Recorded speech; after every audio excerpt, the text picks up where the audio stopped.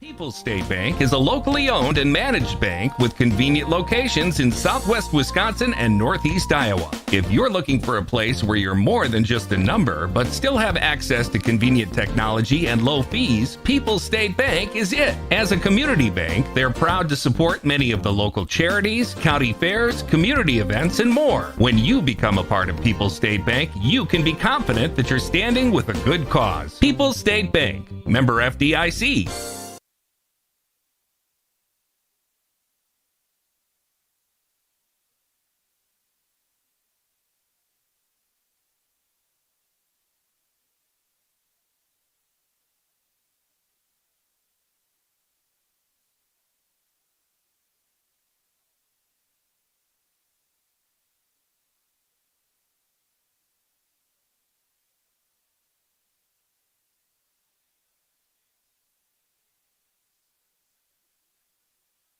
WGLR. This is a Queen Bee Radio High School Sports Presentation.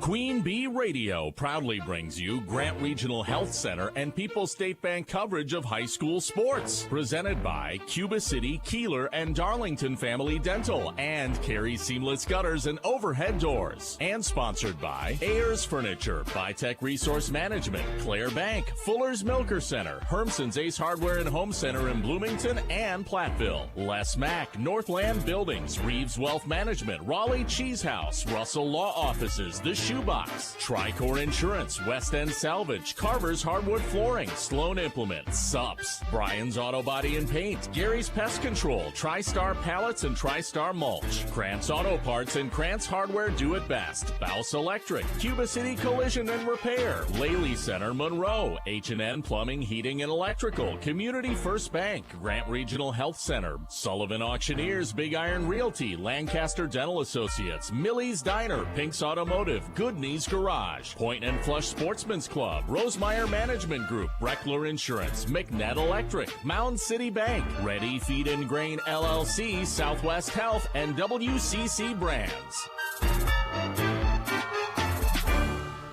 Good evening and welcome to Hilbert, Wisconsin. I'm Rob Spangler, joined by Wyatt in the broadcast booth tonight. We are set for level 2 of high school football playoff action as the Hilbert Wolves host the Wauzeka-Steuben Seneca Blue Golds. Thank you for joining us tonight. We have an early kickoff, which is awfully kind of the Hilbert athletic department to move up the game time an hour, Wyatt, because of that long distance. I know you came all the way from the Wauzeka area. How long of a drive was it for you? It's about 3.5 hours. So 3.5 hour, that's a good haul. That's a good haul. And you had to jet ski across Lake Winnebago, right? I swam. You swam. Yeah, okay. I swam. All right. I thought maybe or paddleboard. Maybe paddleboard. No, we're kidding. But I tell you what, a beautiful night for high school football over here on the eastern side of the state of Wisconsin. We come from the southwestern side, and this is Grant Regional Health Center People's State Bank coverage of high school sports presented by Cuba City, Kieler, and Darlington Family Dental, and also Carey Seamless Gutters and Overhead Doors. Our game tonight, not only on the radio here on 97.7 Country, streaming on our mobile app at WGLR.com, but also on YouTube. You can watch it on the Queen Bee Radio Sports YouTube channel, so you can listen to Wyatt and myself and watch the action right there in your living room on your big screen TV. I always love that when we have the YouTube option on our game broadcast, Wyatt. Yeah, absolutely. Anybody who can't make it to the game can pull it up on their phone pretty easily. You can send it to your family and friends. Easy way to spread the game out to people who aren't here. Well, let's talk about the game. So the Wauzeka-Steuben Seneca Blue Golds, head coach is Derek Joy. They come in with a solid 8-2 record, finished third in that ultra-competitive Six Rivers Western Conference. The top two teams still alive tonight, of course, Potosi-Cassville and Blackhawk Warren. We're actually covering both of those teams as well. But I tell you what, those are the only two losses for this Wauzeka-Steuben Seneca team, and both were close games, Wyatt. Absolutely. Both of them came from just one-score games. So, your two losses They're 2 losses, but those are 2 losses against the top 2 teams in the conference and only by 1 score. You can't be mad at that. And one of those 2 teams made it all the way to the state championship game, we might mention, last year, and ended up eliminating the other team in the first round of the playoffs. But we're not going to bring that up. That's all last year. That's ancient history. For the Hilbert Wolves, they come in at 8-2. Coach Ben Krieger, he'll join us on our pregame show in just a few minutes, but a solid mark. Also third in their conference, the Big East, at 5-2. The only 2 losses, Manitowoc Lutheran and Cedar Grove Belgium, 2 very good programs who, by the way, also are playing at level 2 tonight. I don't know too much about Hilbert, but I know that they're a very solid team, and they've, like you said, they only lost to very solid teams as well as Seneca Wauzeka-Steuben. So it'll be a great matchup today. I'm excited to see what's going to happen. Absolutely. We're going to continue the Raleigh Cheese pregame show in just a moment. It's presented by Raleigh Cheese at the intersections of Highways 11 and 23 in the heart of Lafayette County. Don't forget the cheese. We're going to visit with both head coaches. Of course, Derek Joy with Wauzeka-Steuben Seneca, and Ben Krieger. He'll join us next with the Hilbert Wolves right after this here on 97.7 Country, WGLR, and the Queen Bee Radio Sports YouTube channel. Pregame 1. We know that good health is your number 1 priority, and at Grant Regional Health Center, it's ours too. Whether it's a mammogram, lung screening, or colonoscopy, we make it easier than ever to get screened for your peace of mind. And best of all, at Grant Regional, we offer quick scheduling and less travel, so you can focus on what really matters, your health. Schedule your screening today at 608-723-2131, accepting Medical Associates, Dean and Quartz Insurance, to name a few. Grant Regional Health Center. Better health starts here. Welcome back to the Raleigh Cheese pregame show. I'm Rob Spangler. We're joined by the head coach of the Hilbert Wolves, Ben Krieger. And first of all, Coach, welcome to Level 2 tonight. Thank you. Thanks for having me. Absolutely. Of course, you guys come in off of a nice opening round win. You guys knock off Pittsville 35-8. Pretty impressive fashion. And when you look back at last week's playoff win, how did you feel about your team performing, and do you feel like you're kind of peaking now right at the right time in the postseason? Yeah, no, I was very happy with how our guys played. Our motto has always been to win in the trenches on both sides of the ball, offensively, defensively, control the line of scrimmage. So we're able to move the ball on offense and then obviously stop what they're trying to do on defense. As far as peaking at the right time, we've been dealing with injuries all year. So adversity is nothing new to us, I guess. We rolled with 4 different quarterbacks at one point throughout the year.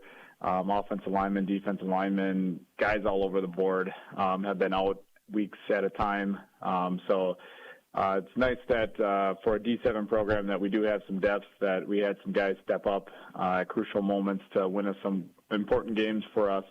So, yeah, I think right now leading into the playoffs, I like where we're at.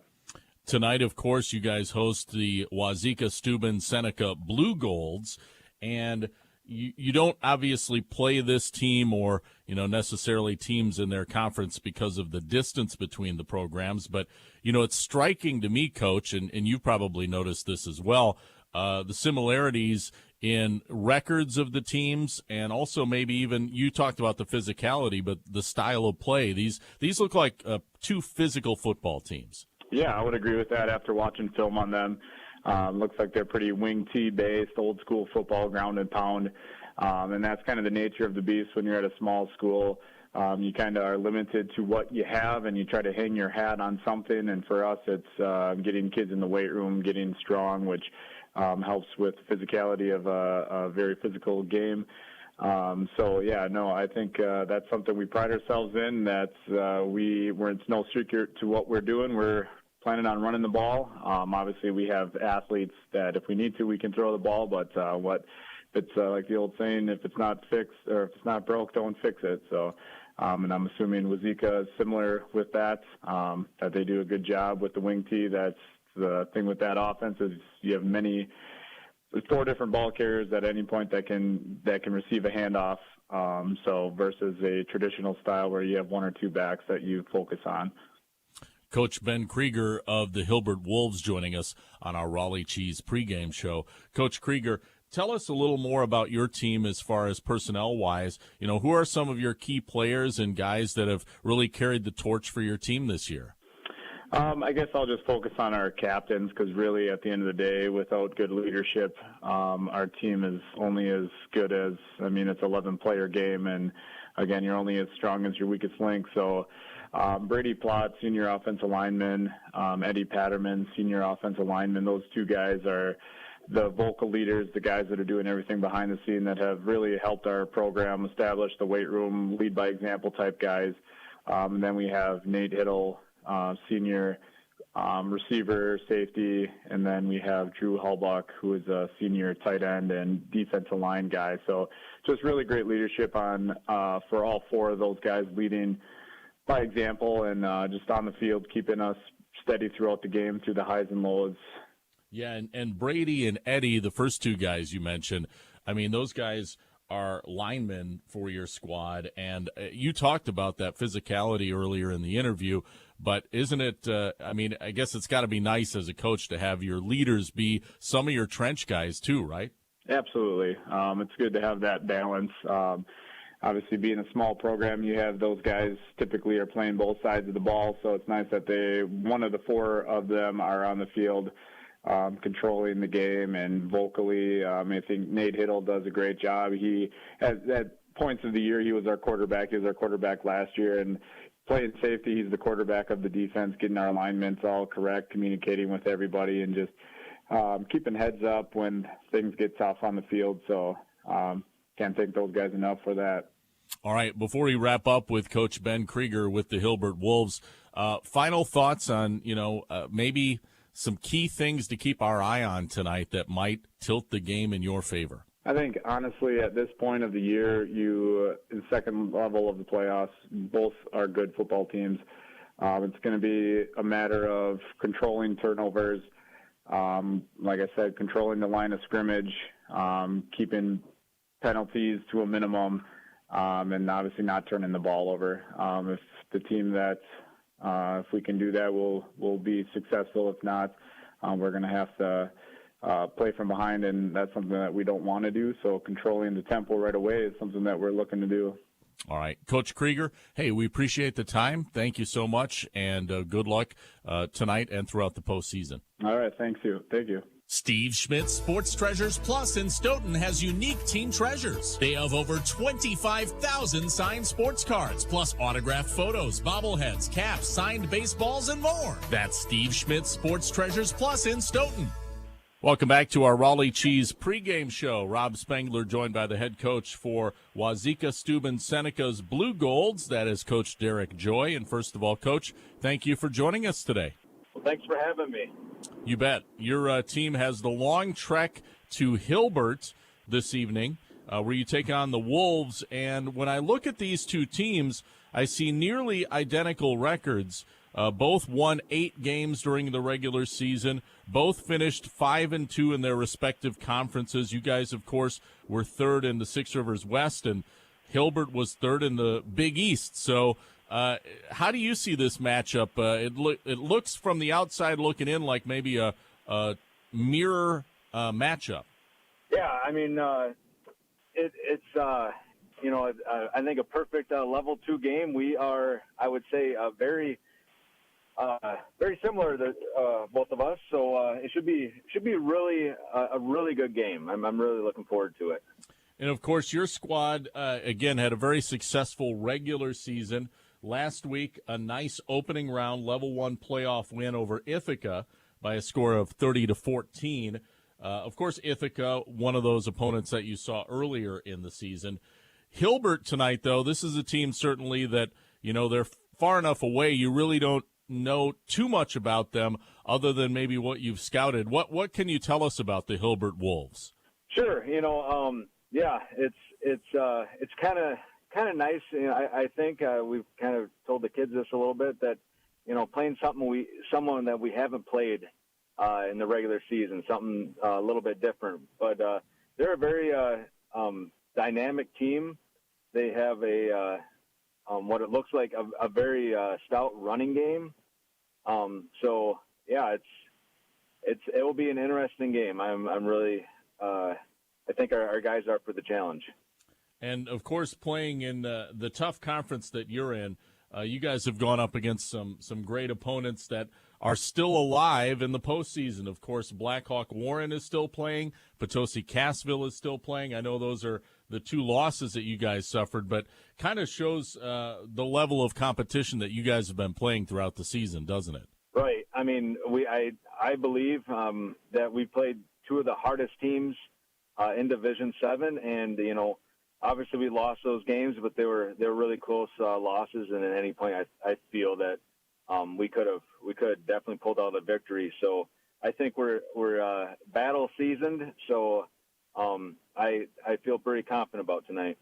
Now, the game time has been moved up to 6 p.m., which, obviously it's such a long trek for your Wauzeka-Steuben Seneca squad that, I suppose it just means you got to leave a little bit earlier during the day. Yeah. If it was moved up any earlier, it might throw off the rhythm of, a normal game day. With the long travel, it's going to be a little weird anyway. An hour is, I don't know, we don't see it as too big. We just, like you said, just have to leave a little earlier. But, just trying to come up with ways to kind of to lessen the drive and maybe make a couple stops on the way will definitely help. Now, Coach Joy, when we're talking about your Blue Gold squad, how is the overall health of the team after that level 1 playoff win last week? This late in the season, I feel pretty fortunate that we're darn healthy, and besides the bumps and bruises that you sustain, playing this late. So we're healthy and ready to go. All right, and one final question. Derek Joy again, head coach of Wauzeka-Steuben Seneca, joining us on our Raleigh Cheese pregame show. Coach Joy, what would you say are the keys to the game in your Blue Golds coming out of here with a victory tonight? For me, we need to play our game, play really tough defense. We've done really good throughout the season of takeaways and getting points off of takeaways. Our special teams have been pretty darn huge. We've had multiple kick returns for touchdowns. We have to play that all-around game. On special teams and defense, we score on both sides of that ball. So I think if we can do that, we'll come out with a victory tonight. All right. Well, Coach Derek Joy, head coach for Wauzeka-Steuben Seneca, we appreciate the time. Thank you so much for joining us tonight. Best of luck this evening and the rest of the postseason. Yeah, thank you. Attention mobile homeowners. Is your heat tape working? Call Evergreen Mobile Service at 608-778-3825. That's 608-778-3825. They'll check and replace if necessary, giving you peace of mind for the freezing temperatures ahead.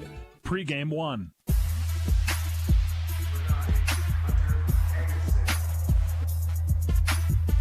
Welcome back to the Raleigh Cheese pregame show here on 97.7 Country, also streaming online on the Queen Bee Radio Sports YouTube channel. Rob Spangler joined in the booth tonight by Wyatt. Glad to have you with us, Wyatt, and we have a great level 2 playoff matchup here. The Seneca Wauzeka-Steuben Blue Golds on the road, a 3.5-hour drive to take on the Hilbert Wolves. And we're going to take a look at the starting lineups presented by Fuller's Milker Center in a moment. But first, the coin toss. We just found out about this a moment ago. Seneca Wauzeka-Steuben apparently won the coin toss. They decided to take the ball. Usually you defer that to the second half, but that sounds like a confident team, doesn't it, Wyatt?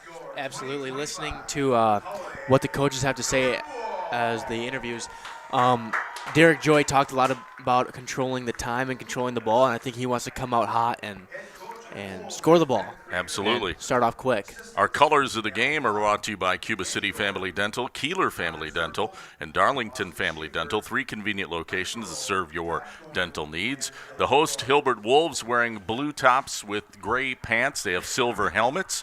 The visiting Blue Golds with blue pants, white tops, white helmets, and cringe, yellow gold numbers, which are really hard to see, Wyatt. But we'll try our best up here. Well, let's take a look at the turf report. That's brought to you by Dewey's Tire Repair for all your farm, auto, truck, tire sales, service needs, and more. The best place to take a leak is Dewey's Tire Repair in Platteville. Turf looks great. Field conditions look great. Got to give a tip of the cap to the grounds crew here at Hilbert. Doing a great job. Really, really nice looking field.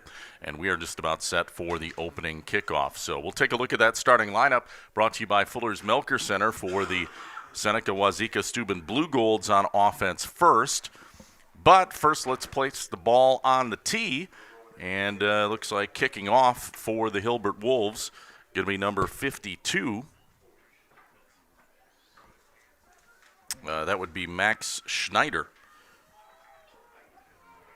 Ball is on the tee. And we are set from Hilbert. Level 2 playoffs underway. Here comes the kickoff. This will be fielded up near the 25-yard line by one of the upmen for Seneca Wauzeka-Steuben. Weaves his way through across the 40, tackled near the 40-yard line. Decent return. I believe the ball carrier, number 14 for Wauzeka-Steuben Seneca. That's Julius Cooley. So 1st and 10 for, again, Wauzeka-Steuben Seneca. Let's take a look at that offense. Up front, you've got William Zander, the center, Sawyer Swigum, Jack Draka, the guards, Anthony Kaya and Dakota Owens are the tackles, Jackson Konachek, the tight end. Receivers, Caden Roberts and Gage Wall. Cooper Loomis, the quarterback, Hunter Hagensick and Carson Syme, the running backs. And here comes a handoff to Syme running left, following his blockers behind that left guard, left tackle. They get up near the 45, tackled at the 44, and that's a gain on the play of about 3 yards or so. 2nd and 7 coming up for Wauzeka-Steuben Seneca. Beautiful night for some football. It's a little chilly, but in playoff terms, that's not bad to be playing in cold weather. That usually means your team's doing pretty good. First quarter underway, 11:26 to play. Just started this game. Wauzeka-Steuben Seneca starting at their own 41. They're now up near the 45. And here comes their second play of the game. Ducking in under center, it's Loomis again. Man in motion behind him from left to right. And it is a delay and a little swing pass over to the left side. It's caught and running down the far sideline. Ripping off a big run is Hunter Hagensick. He's knocked out of bounds near the 45 of Hilbert. That's a huge play as they will gain nearly 20, we'll call it 21 yards on that quick swing pass out of the backfield, Wyatt.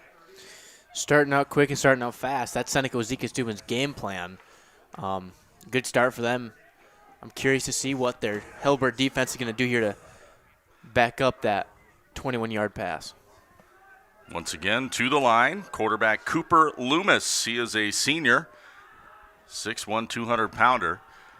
Two backs behind him, wing back left. Man in motion is that wing back from left to right. And Loomis hands it off. Man is hit immediately and thrown down.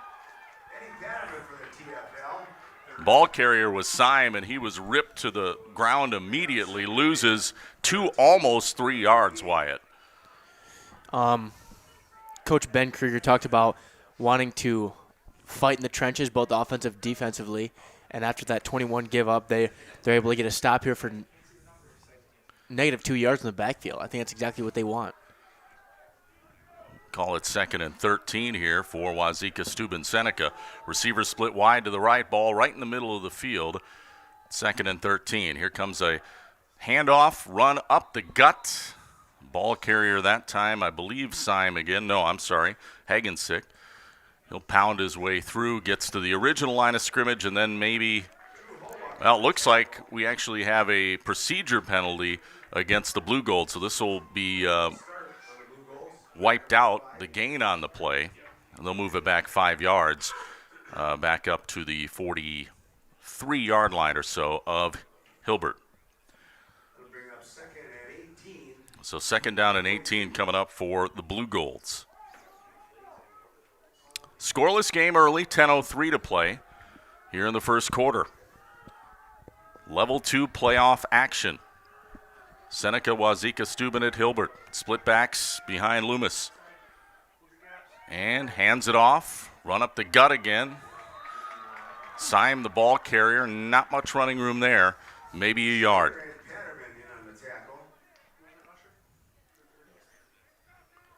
Looks like Leo Patterman making the stop on that. 3rd down and 17 coming up for the Blue Golds. Got to say, Hilbert's doing basically what they want there in the line of scrimmage. They started off kind of slow with that 20-yard pass, but picking it right back up. Well, you would think the Blue Golds may be forced to have to throw on this down, 3rd and long. We shall see. Still the tight wing formation, wing back left, split backs, and we have a timeout taken on the field by Seneca Wauzeka-Steuben. We'll take a timeout and be back after this. Scoreless game early, 9:11 to play here in the first quarter on 97.7 Country and the Queen Bee Radio Sports YouTube channel.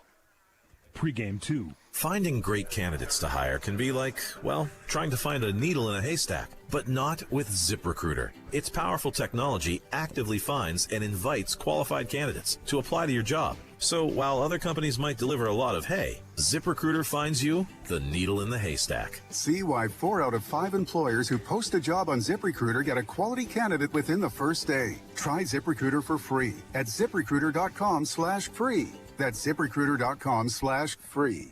Protect your home and auto with a bundle from Progressive so you can stop worrying about them and invent new things to worry about, like snakes in your bedroom. Sure, that sounds incredibly irrational, but now that we've mentioned it, you are a little worried. The odds of one snake, let alone snakes plural, are so slim. But you might want to check. Oh, you're not near your bedroom. Guess you'll just have to sit there and worry about it. So let Progressive protect your home and auto, because you've got enough to worry about. Progressive Casualty Insurance Company affiliates and other insurers not available in all states. Pre-game 2.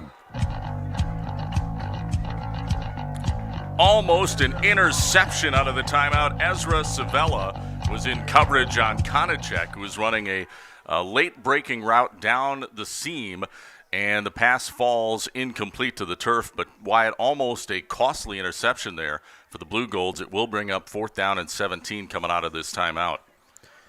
Yep, number 4, Cooper Lomas is not someone you'd expect. He's a pretty good passer. He's 64%, but he's 380 yards, 6 touchdowns thrown. Well, 4th and 17. Looks like the Blue Golds will go for it at the 43 of Hilbert. And Loomis to pass again. He'll throw, has a man wide open, and he will run down the sideline at the 20, 15, 10, 5 touchdown. Not wide open was Hunter Hagensick. He snuck out of the backfield and made a catch down that far sideline and takes it to the house for a Northland Building 43-yard touchdown.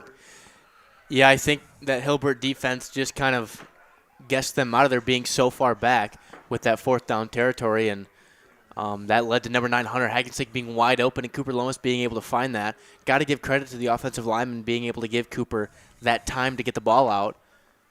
Great pass. 6-0 early on 4th and 17. The Blue Gold strike. Wow, incredible. Good start for Seneca Wauzeka-Steuben here early. Going for 2. Loomis under center, and we have flags, and this is going to be another procedure penalty on the Blue Golds. Penalties are something that the Seneca Wauzeka-Steuben Blue Golds have struggled with the past few games that I've gone to. That's his second Pink's Automotive penalty tonight on Seneca Wauzeka-Steuben. One thing I'll notice, I do like the officials with the pink flags instead of the yellow flags, huh? It's nice to see out here. It's easier to see. Nice touch. 8:56 to play. We're in the first quarter. 6-0, Seneca Wauzeka-Steuben going for 2. We'll move it back to the 9-yard line. Under center, Loomis, man in motion. That's Hagensick. Back to pass. He'll roll out left. Throws to the end zone. Caught by Hagensick, and it's good. 2-point conversion to Hagensick, and he scores the TD, a 43-yarder, and a 2-point conversion. And now it's 8-0, Seneca Wauzeka-Steuben on top of Hilbert. Back after this on 97.7 Country and the Queen Bee Radio Sports YouTube channel. In game 1. Dairies of all sizes can benefit from the labor reduction, consistency, and constant monitoring available with the GIA Automation Solutions at Fuller's Milker Center. Your dairy is unique and deserves automation solutions that fit your herd and management style. Whether you're looking to automate the entire milking process, your pre- or post-milking routine, or your calf feeding system, GIA has the customizable automation solution for you. Contact Fuller's Milker Center, LLC, your Gia dealer in Lancaster and Richland Center to learn more about automating your dairy. Attention business owners. Are you tired of monthly fees eating into your profits? Look no further than People's State Bank. People's State Bank's business checking account has no monthly service charge. Yes, you heard that right. 0 monthly service charges. But that's not all. Enjoy free ATM and debit cards, free online and mobile banking, and free bill pay services. With People's State Bank, managing your business finances has never been easier or more affordable. Stop wasting your hard-earned money on unnecessary fees. Switch to People's State Bank today and take care of your business finances. People's State Bank, member FDIC. In game 1. Cooper Loomis kicks it off for Seneca Wauzeka-Steuben. It'll be returned back to the 25-yard line for Hilbert. Returning the football, number 11, that's Ari Savella. Ari is the quarterback for the Hilbert Wolves. Let's take a look at that Hilbert offense. Up front, they've got Calvin Conan, Jude Pacala, also Brady Plott. He's the left tackle, Max Schneider, and Eddie Patterman. Tight end, Drew Hallbach. Ezra Savella, Nate Hiddle. Those are the receivers, Brody Hine and Jack Pacala in the backfield. That's a starting offensive unit for the Hilbert Wolves. Their first possession, again, starting at their own 25-yard line here, down 8-0 early. And here comes a handoff. Run to the left, trying to follow blockers. Not a whole lot of real estate there for the ball carrier, which was Brody Hine. Hine picks up about 3. We'll call it 2nd and 7 here for the Wolves. Looked like Sawyer Swigum came in and delivered a big hit, Wyatt. You kind of expect somebody, especially of that stature, to deliver a big hit. Once again under center, it is Savella. 2 backs, swing back right. Hands it off to the deep back. That is the receiver, Ezra Savella. Yep. He's cut down after a gain of 3 or 4 more yards. That'll set up 3rd and short here for the Wolves. I think I've got to correct you. It's number 10, Nate Hiddle, taking the snap today. Number 10, Nate Hiddle is okay. We got Hiddle position. in at quarterback. Yeah. Yeah, you're right. We do have Hiddle in at QB.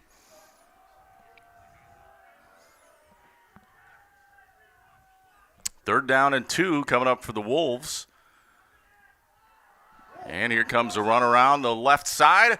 Great open field tackle coming up, number 7. That would be Joshua Martin, who makes the stop on the ball carrier. That would be Hine, and he's going to be stopped about a yard shy of the first down sticks, actually less than a yard, Wyatt. Number 7, Joshua Martin, 5'9", 180, does not move like it. He's a pretty quick guy for a good statured.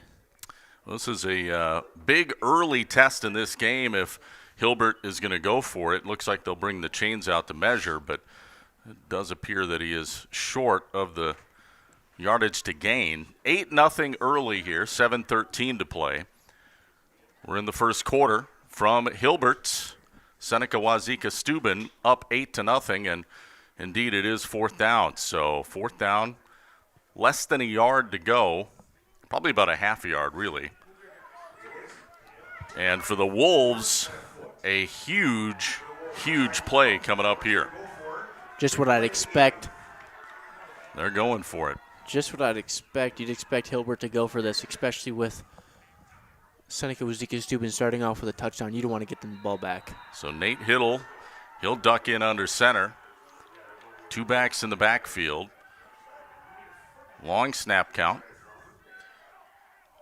And they'll call timeout instead of running a play, so it looked like they were trying to draw Wauzeka-Steuben Seneca offside. They didn't bite it.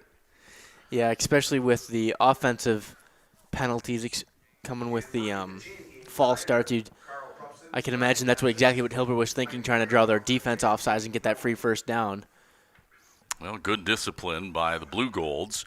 They again lead 8-0, 7:02 to play here in this first quarter. Here on 97.7 Country and our Queen Bee Radio Sports YouTube channel. We're coming to you from the Ayers Furniture Best Seat in the House. Ayers Furniture, Downtown Ridgeway, free delivery on heirloom quality furniture for every room in your home. For what's sure to be the best seat in your house, visit airsfurniture.com. Well, the Wolves lining up to go for it again. Hittle again under center. And it will be a sneak, and Hittle gets it. He dives ahead. Looked like he was following his left guard, Jude Pacala, and just snuck around that side. Fell ahead he only needed, again, less than a yard and got about a yard, maybe a yard and a half on that. When in doubt, go with the QB sneak, and they got it right there. Gets them back with a 1st and 10. So 1st and 10 for, once again, the Hilbert Wolves. Their first drive of the game, down 8-0 here. They have it at their own 36-yard line. Hittle under center. Man resets. That would be Hine. He's in motion now, right to left. And it's a quick handoff up the gut and just nowhere to go as the Blue Golds really snuff out any space in the middle of that line. Looks like Syme was in there. Ball carrier was Pacala, the big running back, but just no running room, maybe a yard, and that's it. That'll bring up 2nd down and 9 here for the Wolves.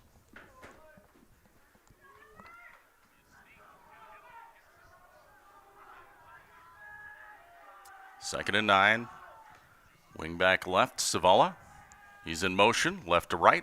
Here comes a handoff to Pacala again. Up the gut, a little bit more daylight. He'll get across the 40. Falls ahead near the 41, so he picks up about 3 yards on that one. That'll set up a 3rd down and medium situation here for the Wolves. Not quite the position you want to be, especially for a 3rd down. Too long to really want to run it, but not far enough to need to pass it. So it looks like close to 3rd and 5 coming up here for Hilbert. 5:26 to play in the first quarter. Fast-moving first quarter, 8-0. Seneca Wauzeka-Steuben on top. Hittle under center. Takes a snap, hands it off. There's a seam, and diving ahead for the 1st down is Hine around the left side. There was a good hole between the guard and tackle out there, Brady Plott and Jude Pacala. They opened up a seam, and nice run by Hine behind that side as he gets a 1st down. Needed 5, picks up about 6. Ball now up to the 47-yard line. 1st and 10 for the Wolves. So approaching midfield now are the Hilbert Wolves. That's their 2nd 1st down of the drive.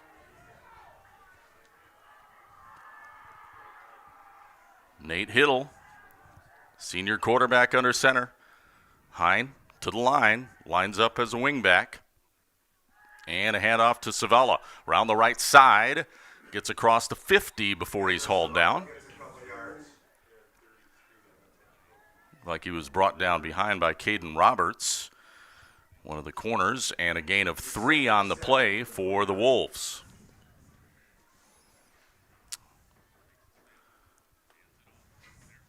Well, Hilbert is matriculating the ball down the field, Wyatt. This is already the 9th play coming up here.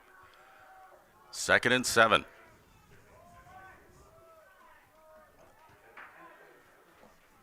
Hine resets, swing back right, 2 backs in the backfield. Hine in motion right to left. Here comes a crossbuck run, fumble, ball is loose, and the Blue Golds fall on it.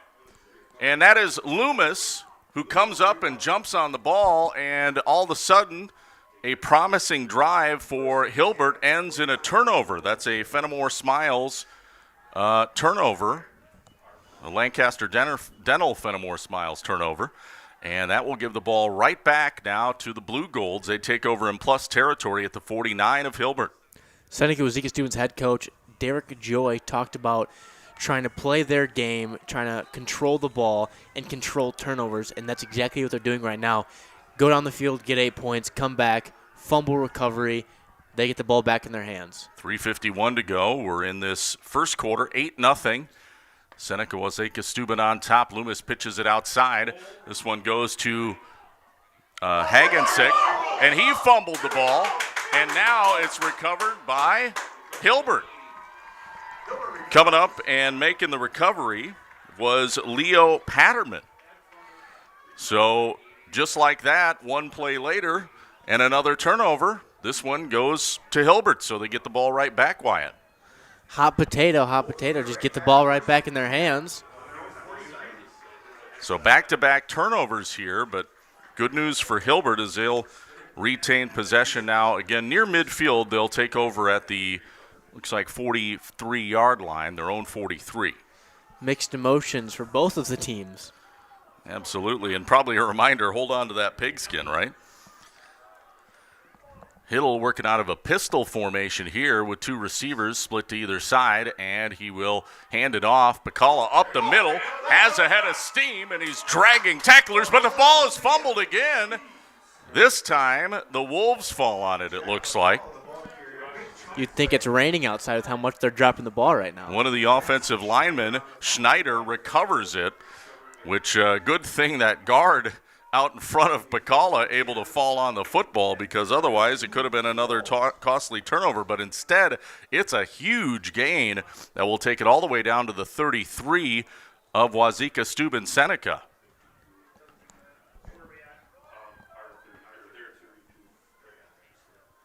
That is a 27-yard gain on that play. So 1st and 10 for the Wolves. 3:18 to play in the first quarter. Once again, pistol here. And this time it is Ari Savala in at quarterback. So they did switch quarterbacks back. Hiddle was the starting QB, but now Savala's back in there. And he runs up the middle for a decent gain, almost 4 yards.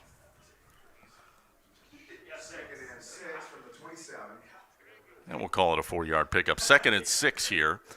Ball across the 30 of Wauzeka-Steuben Seneca, 2:44 to play in the first quarter. Pistol formation again here for Savala. Man in motion high and left to right, resets. Option run play. Savala around the right side, had his legs taken out, but he, I believe, falls ahead for enough for a first down, and he does. They'll move the sticks. Needed 4, picks up close to 5, almost 6 on that scamper. Sounded like Wauzeka-Steuben's D-line's getting in the backfield pretty quickly, but that misdirection handoff was able to get them to the line of scrimmage and gain them, like you said, about that 6 yards. Just over 2 minutes remaining here in this first quarter, 2:12 to play, 8-0.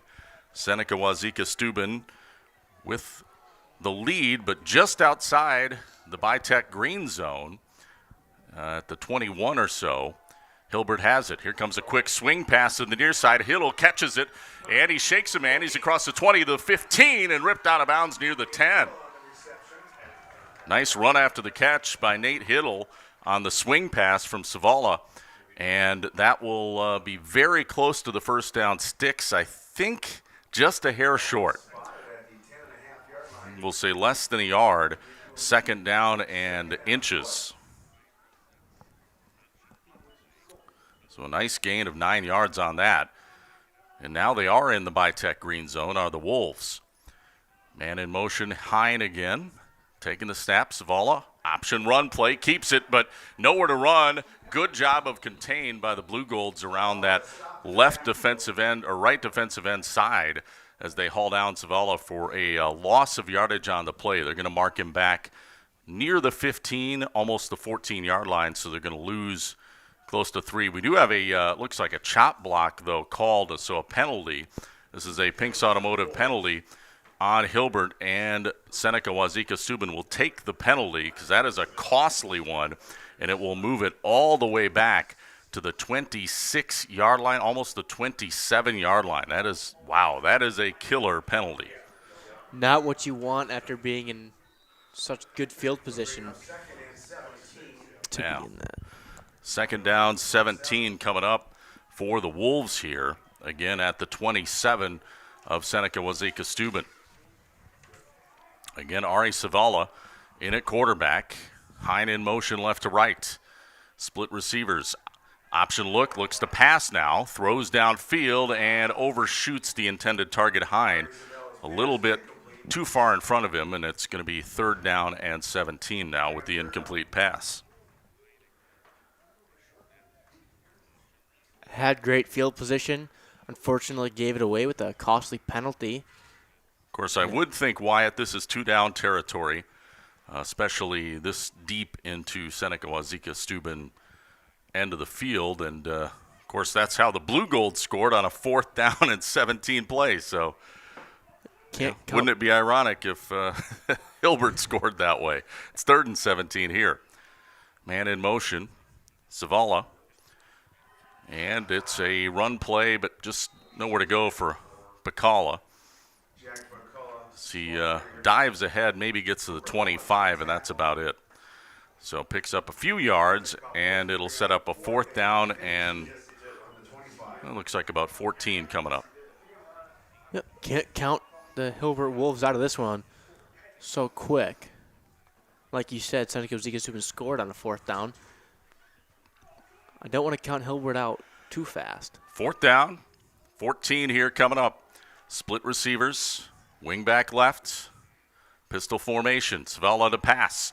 Being pressed, gonna run, has a lot of daylight. He's across the 20 to the 15, and he's tackled, but it's gonna be shy of the 1st down sticks by about 2 yards, and that will be a turnover on downs. That's a huge tackle for the Blue Golds to stop that run. Like you said, a huge tackle and an impressive open field tackle on someone as shifty as number 11, Zavala. So, a 7-play drive for the Hilbert Wolves, but all for naught. They come away with nothing and turn it over. And now Seneca Wauzeka-Steuben takes over deep in their territory at the 13-yard line. Coming to the line, Cooper Loomis. And he'll hand it off. It's a run to the left side. Ball carrier is Hagensick. And tries to follow his blockers for a few. Picks up maybe 2 or 3, and that's about it. Jack McCullough on the tackle. Began at 2 2nd and 8. Looks like the first quarter is just about in the books, Wyatt. We'll take a timeout and be back with second quarter action next. 8-0. Seneca Wauzeka-Steuben on top of the Hilbert Wolves, level 2 of the playoffs. Back after this on 97.7 Country and the Queen Bee Radio Sports YouTube channel. In game 2. What are you doing out there? Come on! I saw you at the game the other night. Yeah, you. Up there getting mad, acting like we're all out there making $1 million a game. Well, let me be real with you. This isn't the pros. It's school sports, and it's a game, our game. So please, let us play. School sports fans, remember, when you cheer for your team, make noise for the right reasons. This message presented by the NFHS and the NIAAA. And all student athletes in Wisconsin. Hi, this is Will Dunson with Dubuque Mattress. Why is a Dubuque Mattress customer a customer for life? It's simple. At Dubuque Mattress, the customer is number 1. Period. The customer's happiness is the most important thing. If there is anything I can do to help you sleep better, I will. Whether it's while you're looking at a new mattress, 6 months later, or 10 years after you've purchased from us, you are still number 1. Dubuque Mattress Factory. You get a little snooze time. In game 2. Welcome back to Hilbert High School. Rob Spangler along with Wyatt here on 97.7 Country, bringing you level 2 playoff football. The Seneca Wauzeka-Steuben Blue Golds on top 8-0 after 1 quarter of play. A fast-moving quarter, Wyatt. And right now, the Blue Golds have the ball facing a 2nd down and 8 coming up.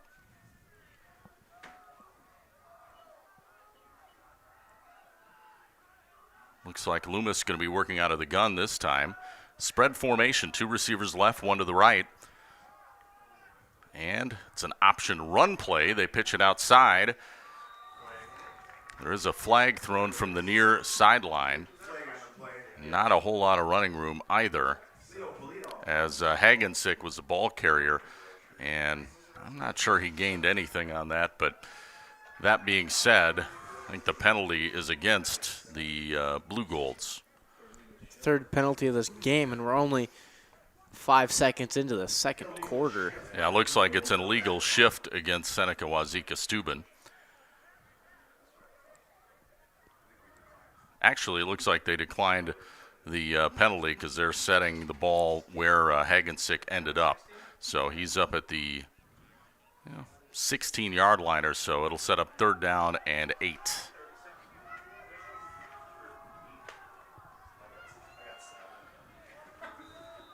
Receivers split out wide to the near side, wide left, wing back to the right. 3rd down and 8. Loomis under center. Play action. Back to pass. Looks downfield, has a man, and he makes the grab. It's Roberts. Huge catch downfield across the 45, up near the 48.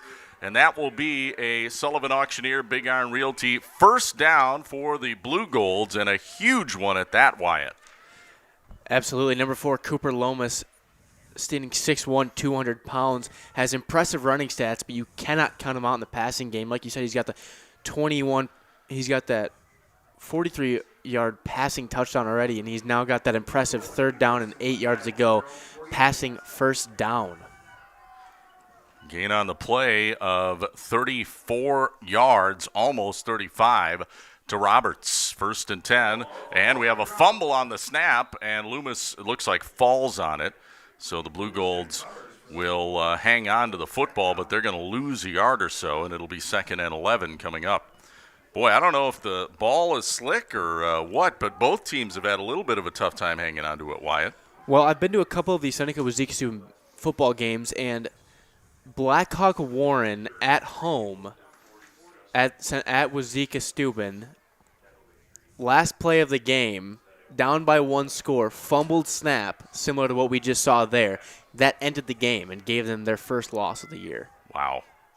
Potosi-Cassville, excuse me. That was their second loss, Potosi-Cassville.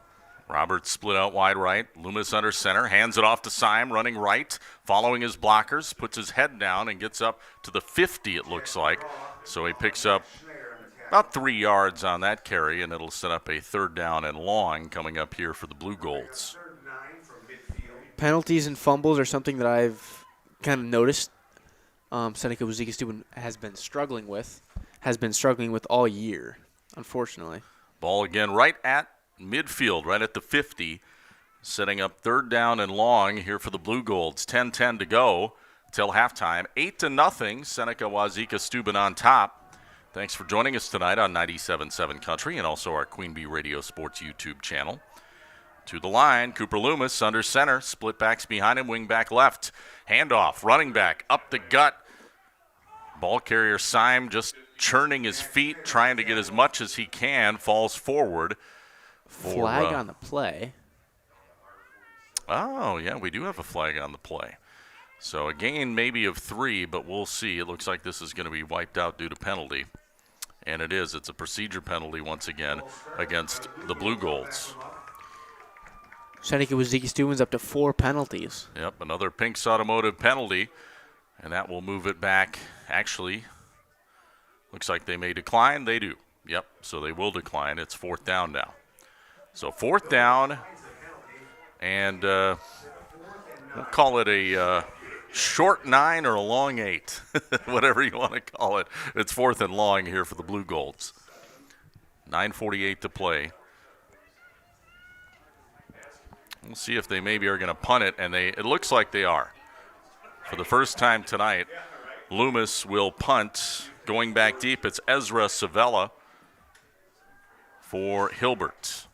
Here comes the snap, and the punt is off by Loomis. This one will actually not even land inbound. It lands well out of bounds at about the 15, but they'll mark it off from there. And keep going now up to the 21 or so, where it'll be 1st and 10. Well, Hilbert's glad to get the ball back there, especially after turning the ball over. Yeah, first punt of the game here tonight. And the Wolves down 8-0, take over at their own 21-yard line. Thanks for joining us tonight here on 97.7 Country and the Queen Bee Radio Sports YouTube channel. We have a full slate of games on our Queen Bee family of stations. Of course, all of them kicking off at 7 p.m. tonight, which is in a little over a half hour from now. Working out of the gun here. Savella, he'll run. He'll keep it himself, runs up the gut. Eventually, his forward progress stopped near the 25. That's where they'll spot him for a gain of close to 4 on that quarterback keeper. Bring up 2nd and So 4-yard pickup, 2nd and 6 here for the Wolves. Clock continues to tick. 9:13 to go till halftime. Number 10, Nate Hiddle, taking the snap now. Yep, Hiddle back in at quarterback. Savella had the run last time. Now it's a handoff to Hine around the left side, following his blockers. Gets a first down. It's a Sullivan Auctioneers Big Iron Realty first down. Picks up about 8, moves the chains across the 30 up to the 33-yard line. Clock continues to move. So far, the Wolves have put together some decent drives. They've been able to move the ball in the middle of the field, just haven't gotten it into the end zone yet, Wyatt.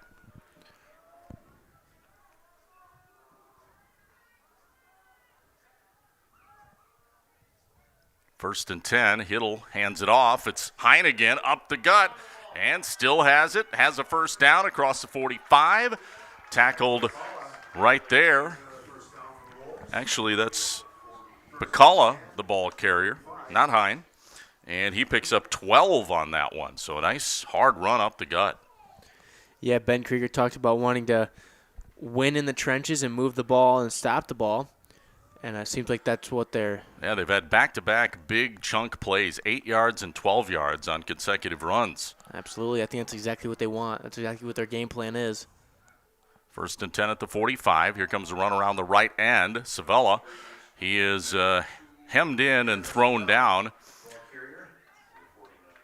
Looks like Hagensick got a hold of him.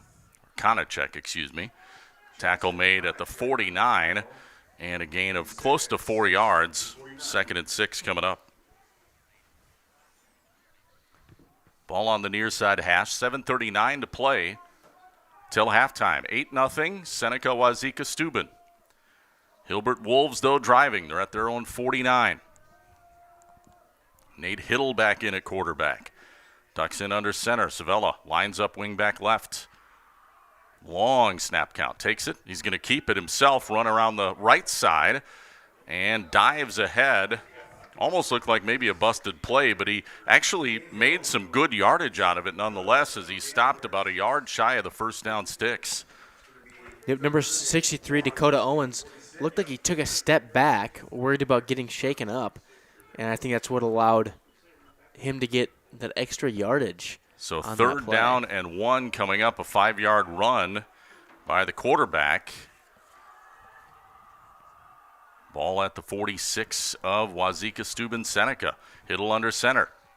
3 backs in the backfield. Hands it off to Hine. Spins out of a tackle, gets the first down, and then he's pushed back by Konachek. But a nice surge as he picks up 3, almost 4 yards on that run. Good hard run by Hine and a nice hole around the left side. Yep, that offensive line is doing what they need to do, allowing Hilbert Wolves to get those big chunk plays and move the ball downfield with pretty good efficiency. 6:25 to play. 8-0, Seneca Wauzeka-Steuben on top. Hilbert, though, driving. They're across midfield now. 43 of the Blue Golds. Hiddle under center. And he's hitting the backfield, and he's going to be taken down. Wow, blowing up the play that time. Let's see. Those numbers are hard to read. That's number... Yeah, yes, they are. They're hard to read, aren't they, Wyatt? Yes, they are. Number 63? Well, that would be Dakota Owens.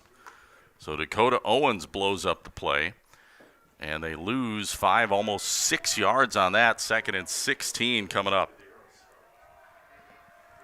Guess that's a Subs.com sack, although I'm not sure it was a passing play. 2nd and 16, Hiddle under center. And it's a run play. Hine around the left end, has a blocker, and he's cut down near the 35, but that's a nice gain. Looks like he picked up about 12, almost 13 on that, and it should set up a 3rd down and short coming up here for the Wolves. Well, that's a little more manageable than they were before that play. That's a great running play, especially with that outside run. They've been hammering it up the middle of the entire drive.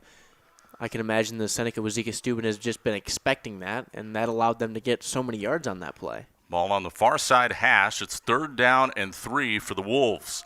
4:49 to play till halftime. 8-0, Seneca Wauzeka-Steuben on top. Hiddle under center. A little confusion on the line, and now looks like Hilbert's going to have to burn a timeout here. So timeout taken on the field. We'll keep it here. I want to thank some of our sponsors for tonight's broadcast here on 97.7 Country and the Queen Bee Radio Sports YouTube channel. The Christensen Mill in Wauzeka. See Ben and Christensen Mill for custom blends tailored to your operation. That's the Christensen Mill in Wauzeka. They've used 2 of their 3 timeouts in the first half. Hilbert has used 2 of their 3 timeouts. Game also brought to you by Lancaster Dental Associates and Fenimore Smiles. Get the smile you want and the health you deserve. Learn more at lankdent.com. Sups.com. Fuel your fitness journey with a wide selection of products from locally owned company. Visit their Fenimore, Dubuque, Platteville locations at sups.com. Back to action here. Wolves have it 3rd down and 3. They're down at the 35 of Seneca Wauzeka-Steuben. 4:40 to play till halftime. This is the 9th play of the drive, a big one. Nate Hiddle under center, hands it off, run play up the gut, and Pacala hammers his way through for the first down. Big gainer there. Needed 3, looks like he picked up close to 5 on that hard charging run. Right back to the game plan. Up the middle, control that line of scrimmage, control the ball. Exactly what their head coach talked about, exactly what they're doing here on this drive. It's a nice drive, but again, if you're the Wolves, you have to come away with points here. 1st and 10, ball still just outside the Bitech green zone. It's inside the 30 now at the 28, or 29 rather. Here comes a run play. Pacala up the gut, dives ahead to the 25. And that'll be a gain of about 4 yards or so. 2nd and 6 coming up.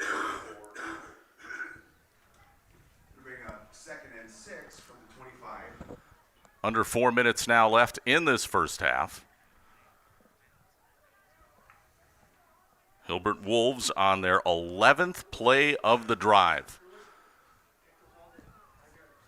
Nate Hiddle to the line. Zavala lines up, wing back left. And Tyne going to be running to the left. Lowers his shoulder. Stopped right near the 20, but a little bit shy of it. And that'll set up a 3rd down and about a yard to go. So a gain of 5. 3rd and a yard coming up for the Wolves. I don't think this is the definition of ground and pound, isn't it, Wyatt? Absolutely. Like I was just going to say, I don't think we've seen one pass yet this drive, or at least one completed.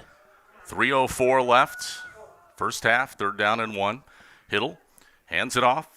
Pacala up the gut, swims through, has a first down. Inside the 15 down to the 14.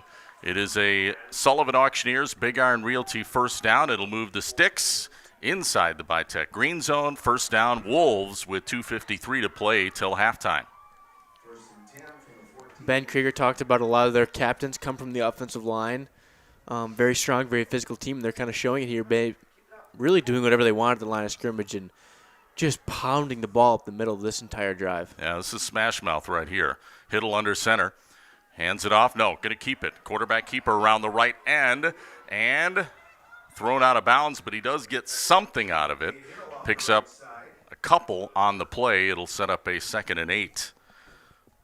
Good pursuit that time by the Blue Golds.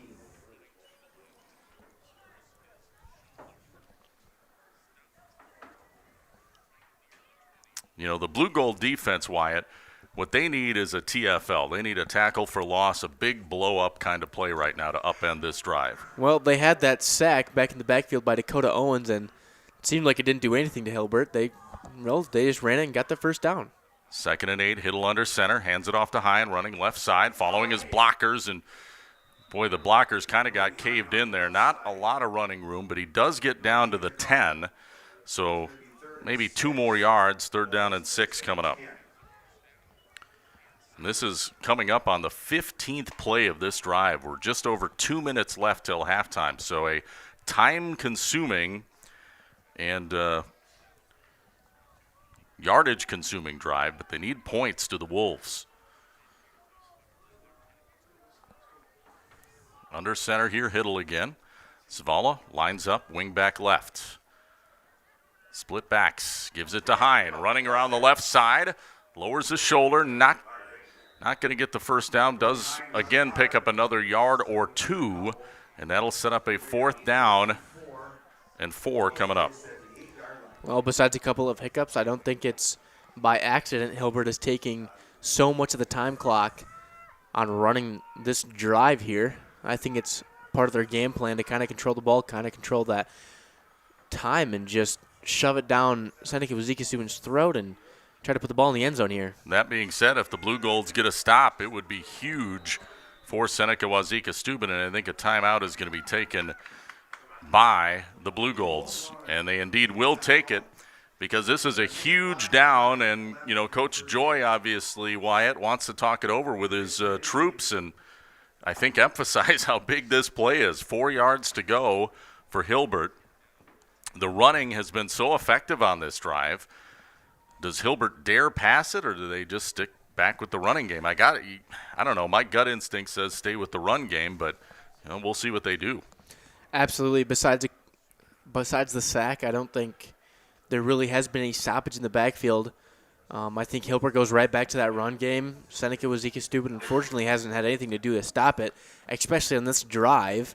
Now, you do have to remember that Seneca Wauzeka-Steuben chose to receive the ball at the beginning of the game.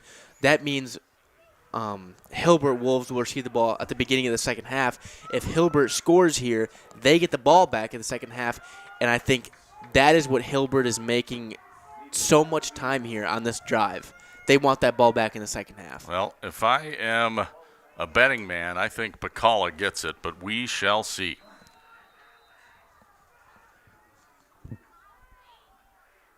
And it's going to be a direct snap to Zavala. He'll throw. It's caught, and they score. Touchdown.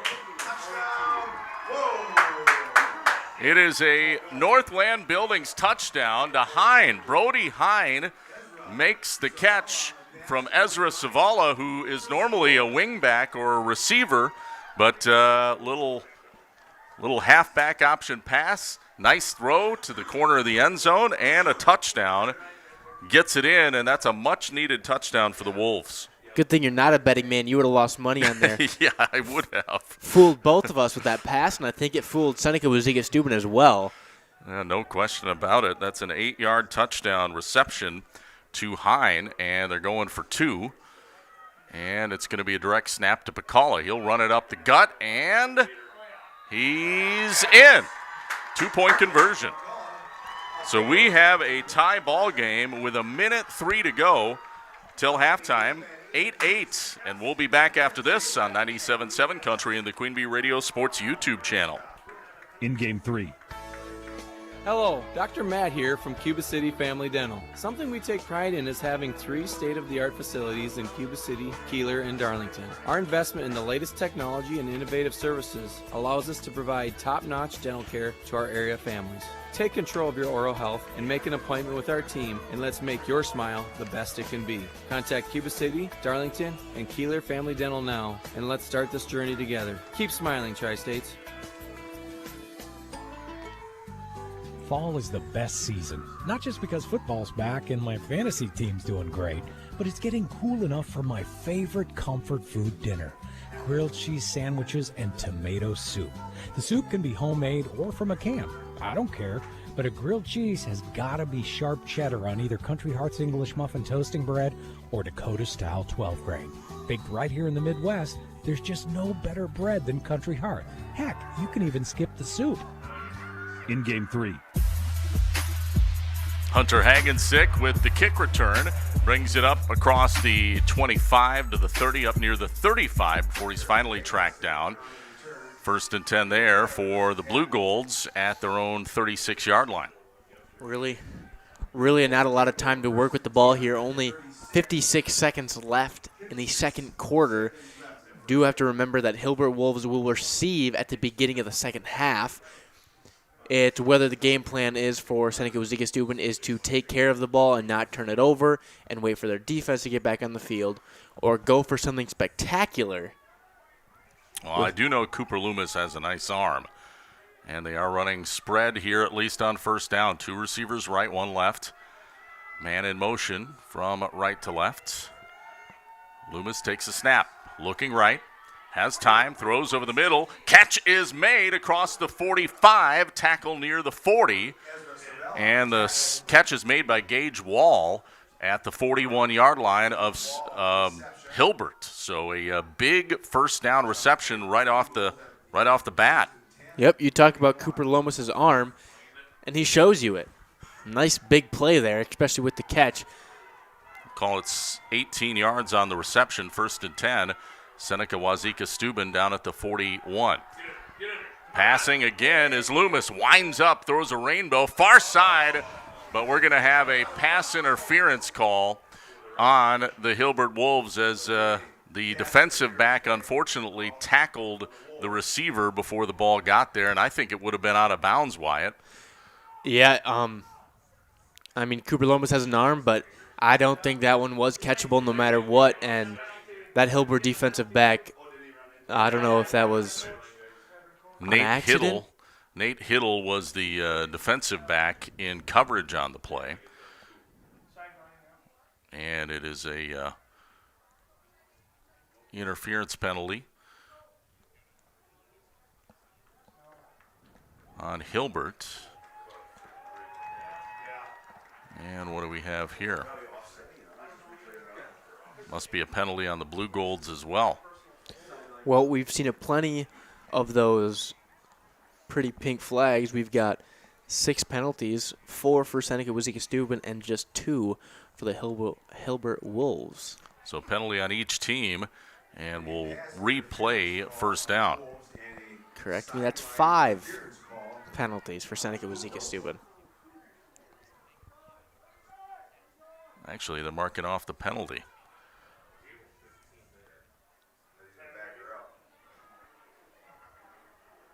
So they aren't necessarily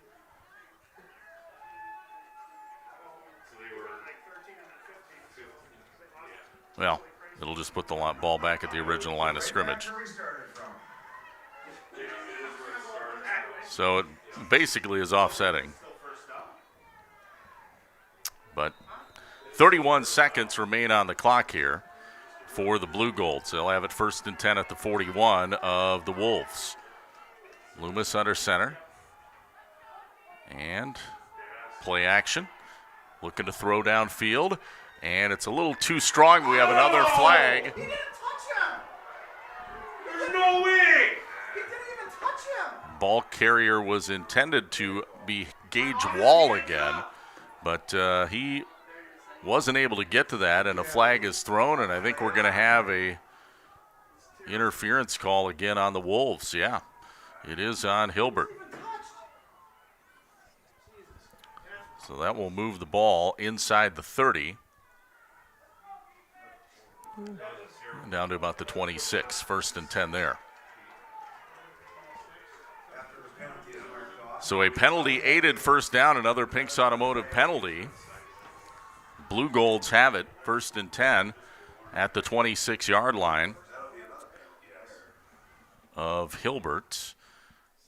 Here's a sideline warning on the Wolves. 26 seconds to go till halftime. Well, we've got 3 penalties through both of these teams combined just through 2 plays.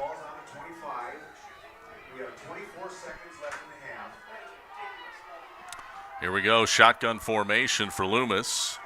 4 receivers, 2 to either side. 1st and 10. He will keep it himself and run with it, and there's not a whole lot of running room. He'll fall ahead for 2 or 3 yards, and that's about it. And that'll set up a 2nd down and long, and a timeout will be taken immediately by the Blue Golds. 19 seconds on the clock. So 2nd down and 8 coming up after that 2-yard run play by Loomis. And that is Seneca Wauzeka-Steuben's last timeout for the first half. So from here on out, you got to think the Blue Golds are going to be forced to pass Wyatt. You can't afford to really do too many run plays when that clock is going to continue to run. Yep, especially when you've got a quarterback as versatile as number 4 Cooper Lomas is, and with how he's shown off his arm so far.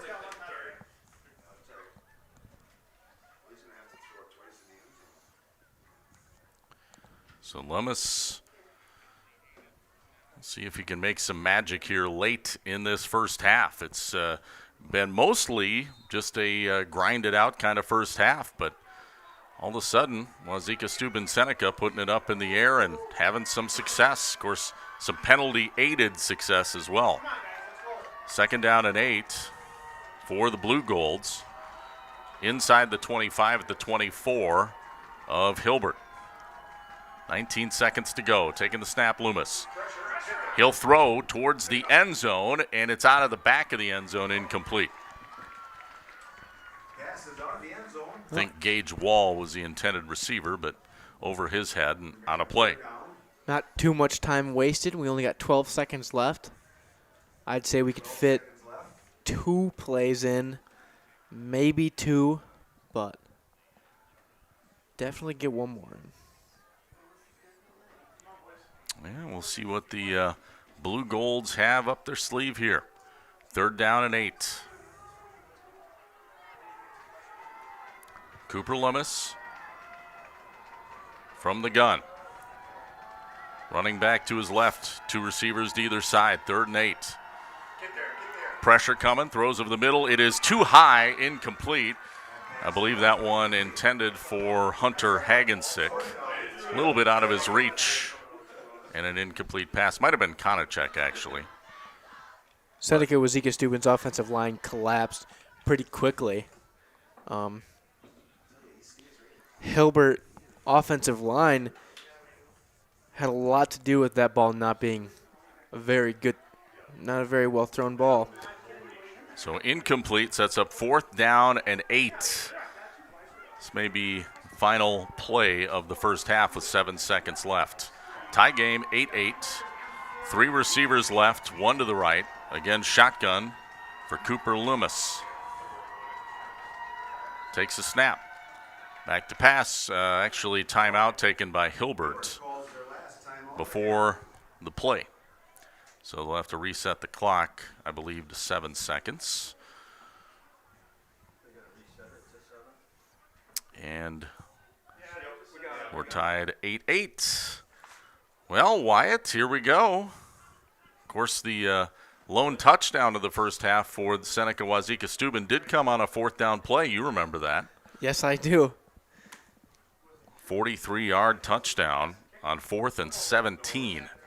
So nothing's impossible for this Blue Gold club.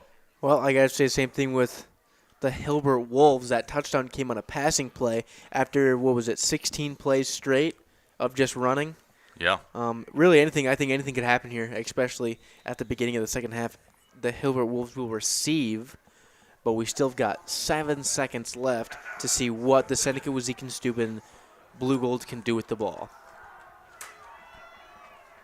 Here we go. Should be the final play, or close to the final play of the first half.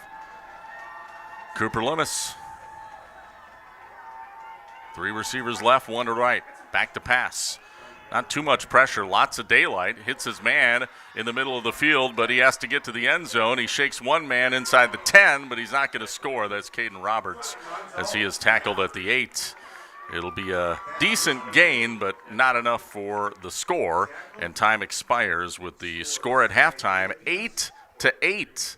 The Wauzeka-Steuben Seneca Blue Golds tied with the Hilbert Wolves at the break, and we'll be back with your halftime report coming up next, brought to you by McNett Electric here on 97.7 Country, WGLR FM, Lancaster, Dubuque, Galena, and the Queen Bee Radio Sports YouTube channel.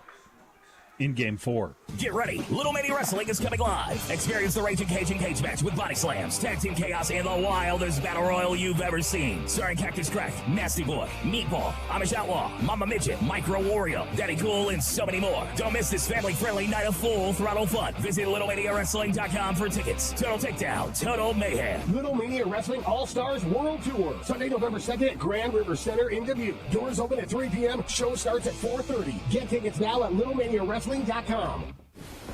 When severe weather hits and the power goes out, do you have a plan? For reliable power and peace of mind, propane can do that. It only takes about 10 seconds for a propane-powered generator to restore power to your home. So no matter what Mother Nature has in store, you know you're prepared. Learn more at WIPGA.org. This message is sponsored by your local propane provider and the Wisconsin Propane Education and Research Council. In Game 4.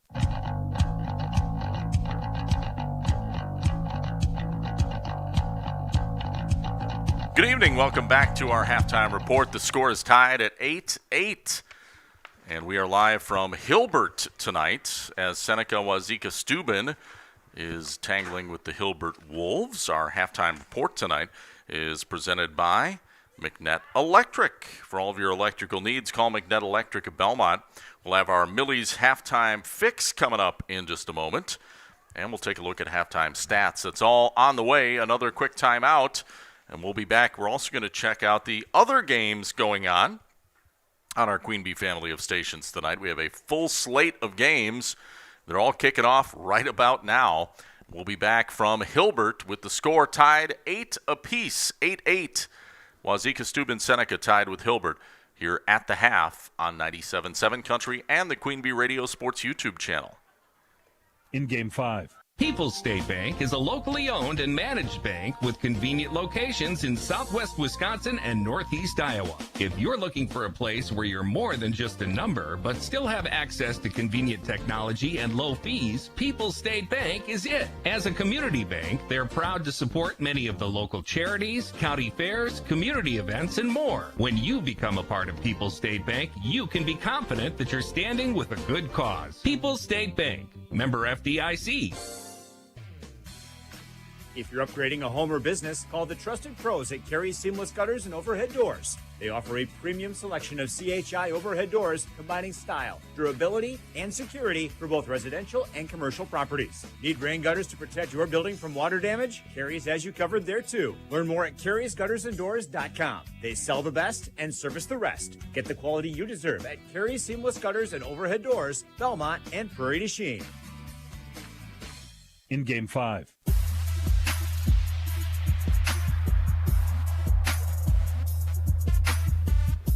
Rob Spangler coming to you live from Hilbert tonight. Our halftime score is 8-8. Yeah, we're tied at the break. The Hilbert Wolves hosting the Seneca Wauzeka-Steuben Blue Golds. Thank you for joining us tonight on 97.7 Country and our Queen Bee Radio Sports YouTube channel. Our game started an hour early. Now, kicking off right now as we speak, we've got level 2 playoffs. Platteville is all the way up in Baldwin, Woodville. And if you're wondering where that is, it's right across the Mississippi. Actually, it's the St. Croix River there from the Twin Cities area, Minneapolis, St. Paul. So that one's way up there as well. Platteville-Hillman kicking off. That game can be heard on AM 1590 WPVL, and you can watch it on our Queen Bee Radio YouTube channel. Also, level 2, Fenimore is at Darlington. That's a big one. You can hear that game on the X Extreme 107.1. And also, Potosi-Cassville, I should say, is at Johnson Creek tonight. That's on Super Hits 106 and the Queen Bee Radio YouTube channel, again kicking off right about now. One final game, Cashton is at Blackhawk Warren. That's a 7 o'clock kick, again, right about now. That one is streaming exclusively on our Queen Bee Radio Sports YouTube channel. So that's a rundown of the other games taking place. We'll take another break, be back with our halftime stats with Wyatt right after this. Our score, 8-8. Seneca Wauzeka-Steuben tied with Hilbert. More after this on 97.7 Country and the Queen Bee Radio Sports YouTube channel. Halftime, 3 minutes. Timeout.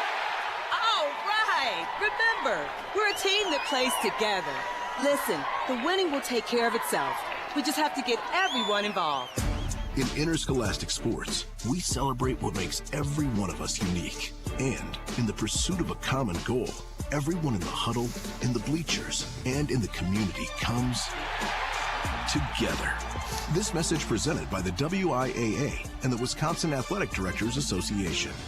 Finding great candidates to hire can be like, well, trying to find a needle in a haystack, but not with ZipRecruiter. Its powerful technology actively finds and invites qualified candidates to apply to your job. So while other companies might deliver a lot of hay, ZipRecruiter finds you the needle in the haystack. See why 4 out of 5 employers who post a job on ZipRecruiter get a quality candidate within the first day. Try ZipRecruiter for free at ZipRecruiter.com/free. That's ZipRecruiter.com/free. Protect your home and auto with a bundle from Progressive so you can stop worrying about them and invent new things to worry about, like snakes in your bedroom. Sure, that sounds incredibly irrational, but now that we've mentioned it, you are a little worried. The odds of one snake, let alone snakes plural, are so slim. But you might want to check. Oh, you're not near your bedroom. Guess you'll just have to sit there and worry about it. So let Progressive protect your home and auto, because you've got enough to worry about. Progressive Casualty Insurance Company, affiliates, and other insurers not available in all states. Ladies, it's your turn to have some fun. Direct from Las Vegas comes the next level of entertainment for women. Girls Night Out, the show. This sexy, fantastic ad party will drive you absolutely wild. The world-famous Girls Night Out show for a night you'll never forget. Appearing Thursday, November 6th at Grand River Center. Get your tickets today at girlsnightouttheshow.com. Brought to you by Gold Productions. What happened to customer service? You're expected to check yourself out at the store, you're expected to pay 3% extra to use credit cards, and you're expected to unbox your own mattress and set it up yourself. Well, not at Dubuque Mattress. Hi, this is Doug Dolter with Dubuque Mattress. At Dubuque Mattress, customer service is alive and well. When you buy a mattress from us, we take care of everything. We deliver, set up, and get rid of the old mattress for you. We don't charge for using credit cards, and we offer free financing. Dubuque Mattress, for the rest of your life. Dubuque Mattress Factory, you get a little snooze time. Help everyone in our community stay warm this winter. Donate to Platteville Holiday Project's Coats for Kids campaign. Gently used winter coats and snowsuits can be dropped off at Tobacco Credit Union in Platteville, Camp of Platteville, and area churches. Donations are accepted through November 7th and can be sized infant to adult. Help make a difference and support Coats for Kids with Tobacco Credit Union and 97.7 Country WGLR. Halftime, 3 minutes. We're back on the McNett Electric Halftime Report. Our score, 8-8.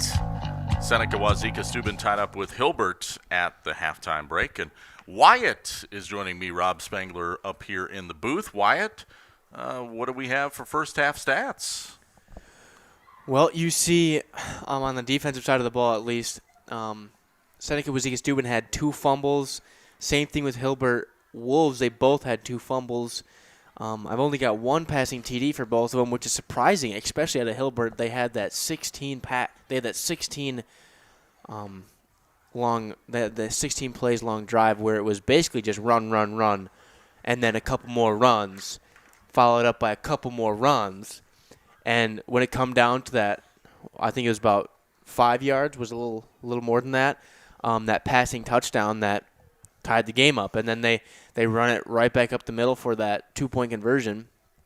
Seneca Wauzeka-Steuben's got 5 penalties so far, especially that first half, and Hilbert Wolves have only gotten 3. Now, 3's a lot, but compared to what Seneca Wauzeka-Steuben's got, I think they can handle it. Unfortunately, those both came on defensive side of the ball, which, fortunately, they had that one that canceled out. Had they not had that, Seneca Wauzeka-Steuben would have been 15 yards closer on that last drive of the first half. Yeah, we found out that it was sideline interference is what the call was on the what canceled out the pass interference. So there must have been someone on the sideline that got in the way is all I can assume. Yeah. So. Well, very lucky for the Hilbert Wolves that happened, and that stopped what I think Seneca Wauzeka-Steuben would have scored had they been 15 yards closer. You saw them make that open field pass, but unfortunately they weren't able to get it in there. Big passing game, especially out of Seneca Wauzeka-Steuben. Number 4, Cooper Lomas, able to sling the ball for that last minute of the second half. Big-time rushing game from the Hilbert Wolves. I don't have the exact stats, but really doing whatever they want. Yeah, absolutely. Well, thank you for taking us with a look at those stats. We'll come back after this next break with our Millie's Diner in Dickeyville halftime fix. That's right after this break. Tie game 8-8. Hilbert Wolves hosting the Seneca Wauzeka-Steuben Blue Golds. We're all knotted at 8 in this Level 2 playoff game. Back after this on 97.7 Country and the Queen Bee Radio Sports YouTube channel. In Game 6. I'm here today with Nick Heston from Anderson Weber Toyota in Dubuque. Nick, it seems like hybrids are dominating the roads, but there aren't many charging locations in Dubuque. Agreed. Luckily, Toyota hybrids don't require plug-in charging. The Toyota hybrid system is built to charge while the vehicle is being driven, so there is no need for plug-in charging. That's awesome. But what about the battery life? Should people be worried about its longevity? Not at all. Toyota has sold over 5 million hybrids in the last 25 years. Plus, their battery warranty covers you for 10 years or 150,000 miles. How does regular maintenance on a hybrid compare to a gas model? Toyota hybrid vehicles require the same maintenance as gas-powered models and oftentimes even less. For example, the hybrid model's regenerative braking charges the battery while slowing down the vehicle, increasing the life of the vehicle's brake pads. Wow, it seems like there's a lot of benefits in choosing a hybrid Toyota. Visit Anderson Weber in Dubuque to learn more and take a test drive today. In Game 6.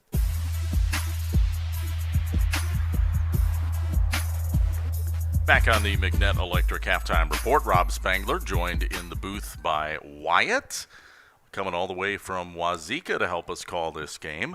Tie game 8-8. Seneca Wauzeka-Steuben tied with the Hilbert Wolves. And Wyatt, time for our Millie's Diner in Dickeyville halftime fix. Stop in and see what they're fixing for you. Had some of their food recently. Man, delicious stuff. Especially, I don't usually rave about green beans, but they put bacon in their green beans, and oh my gosh, it was next level. So, anyways, what's your halftime fix, Wyatt? Well, I gotta say, for Seneca Wauzeka-Steuben Blue Golds, it's really just penalty. Like I said, they've got 5 penalties just in that first half. Could have been 15 yards closer on that last drive. That penalty kind of halted them from doing that. Their defense needs to pick up that run game. They had that scoring drive from Hilbert that lasted 10 minutes. Really couldn't do anything besides that. I know Dakota Owens had 1 sack there. That might have been it for their defense to be able to stop the ball. The Hilbert offense was really able to do whatever they wanted with that run game. On the Hilbert side, I think defense isn't doing too bad, except for Seneca Wauzeka-Steuben was able to pick up 40 or 50 yards just from passing on that last drive there with a minute left.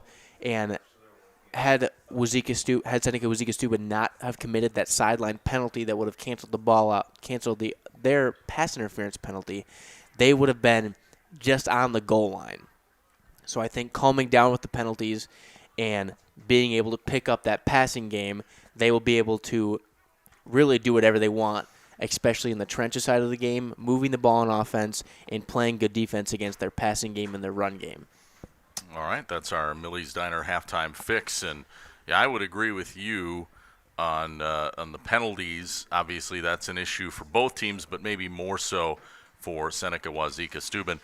The other thing, you touched on this, so not a whole lot of TFLs. You mentioned the Owens sack. That was about it, really. I think they need to increase their TFLs. They need to, hit them in the backfield a little bit more defensively for Seneca Wauzeka-Steuben. But easier said than done. That Wolves O-line has done a pretty darn good job of holding its own up front. So we'll see what gives in the second half. But this is two teams that look evenly matched tonight, Wyatt, and I guess that's why we're tied at 8 apiece, isn't it? Yeah, absolutely. But I'm excited to see Seneca Wauzeka-Steuben Blue Golds they're a strong-mannered team, and they've got a lot of tough players, and they are not happy right now being tied. Same thing with the Hilbert Wolves. They don't want to be in this position either. Their coaches talk about being very physical, very strong. They want to control the ball, control the tempo. They've done that. Now they need to lock in on the defensive side of the ball and do what they want there. And I'm excited to see what this second half of Level 2 high school playoffs will bring us. Well, just ask the Packers and the Cowboys if you like a tie, right? It's like kissing your sister. It's not a whole lot of fun. Good news on that front is it's a playoff game. We're not going to end in a tie. So someone is going to win this one. But right now we're not at 8-8 here just before second half kickoff. We do want to thank a few more of our sponsors, including People's State Bank for personal, home, business, and ag loans.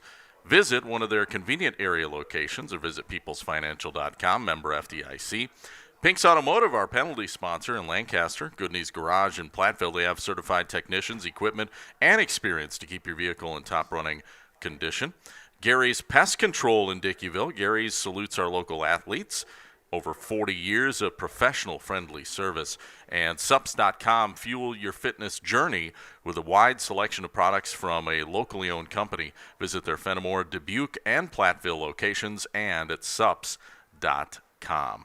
And finally, Lancaster Dental Associates and Fenimore Smiles. Get your smile the way you want it and the health you deserve. Learn more at lankdent.com. Just about set for second half kickoff. Well, still a minute on the clock yet before we kick off in the second half. So time to wrap up the McNett Electric halftime report, though. And again, a reminder, we have games on all of our Queen Bee family of stations tonight around the horn. Over on Super Hits 106 tonight, you could hear the Potosi-Cassville Johnson Creek game. That's on YouTube as well. Fenimore is at Darlington on Extreme 107.1. AM 1590, it is Platteville at Baldwin-Woodville. That's on YouTube as well. And Blackhawk Warren is hosting Cashton. That is a YouTube exclusive broadcast. So check those games out as well as they're just underway. But we are ready to get underway here in the second half. And again, the Blue Golds will be kicking off to the Wolves. Looks like back deep for the Wolves. It's going to be Ezra Savella. Lined up around the 15-yard line or so. And the quarterback, Cooper Lummis, going to be kicking off for Wauzeka-Steuben Seneca.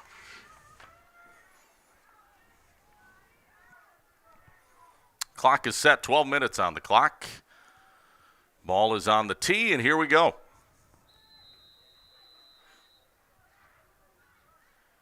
And Cooper Lummis gets into it. Kind of a little squib to the right, picked up at the 25-yard line. Great open field tackle. Bringing the ball up the field, number 11.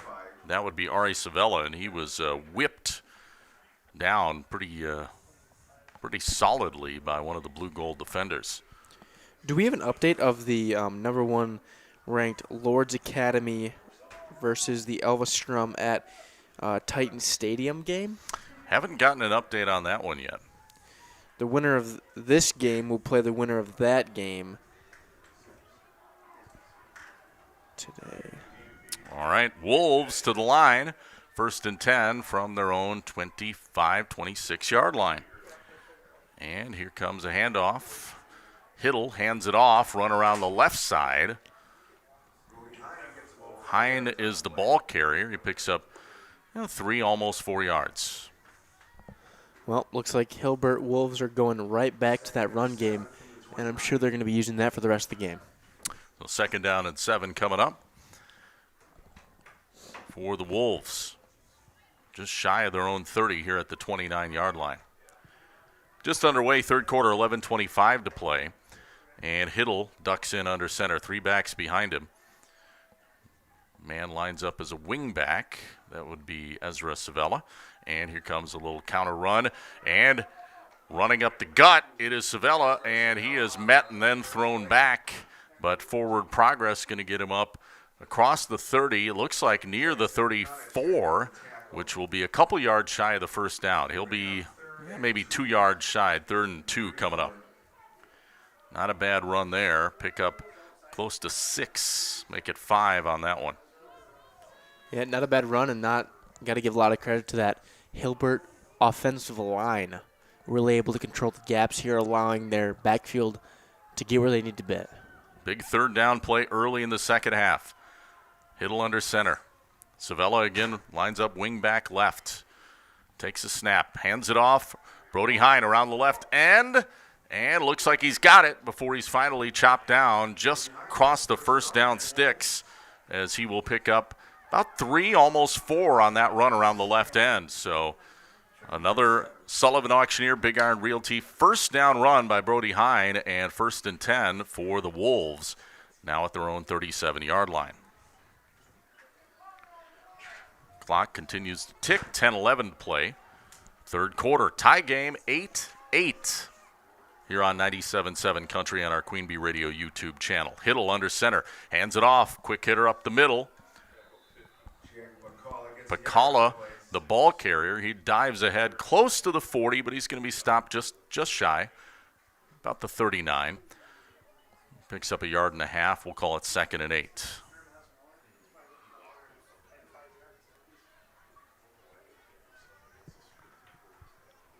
Wolves content to pound the rock, Wyatt. Yep, just like we saw in the first half. Not afraid to go back to it here beginning in the second half. And their offensive line's been doing a bang-up job so far. 2nd down and 8.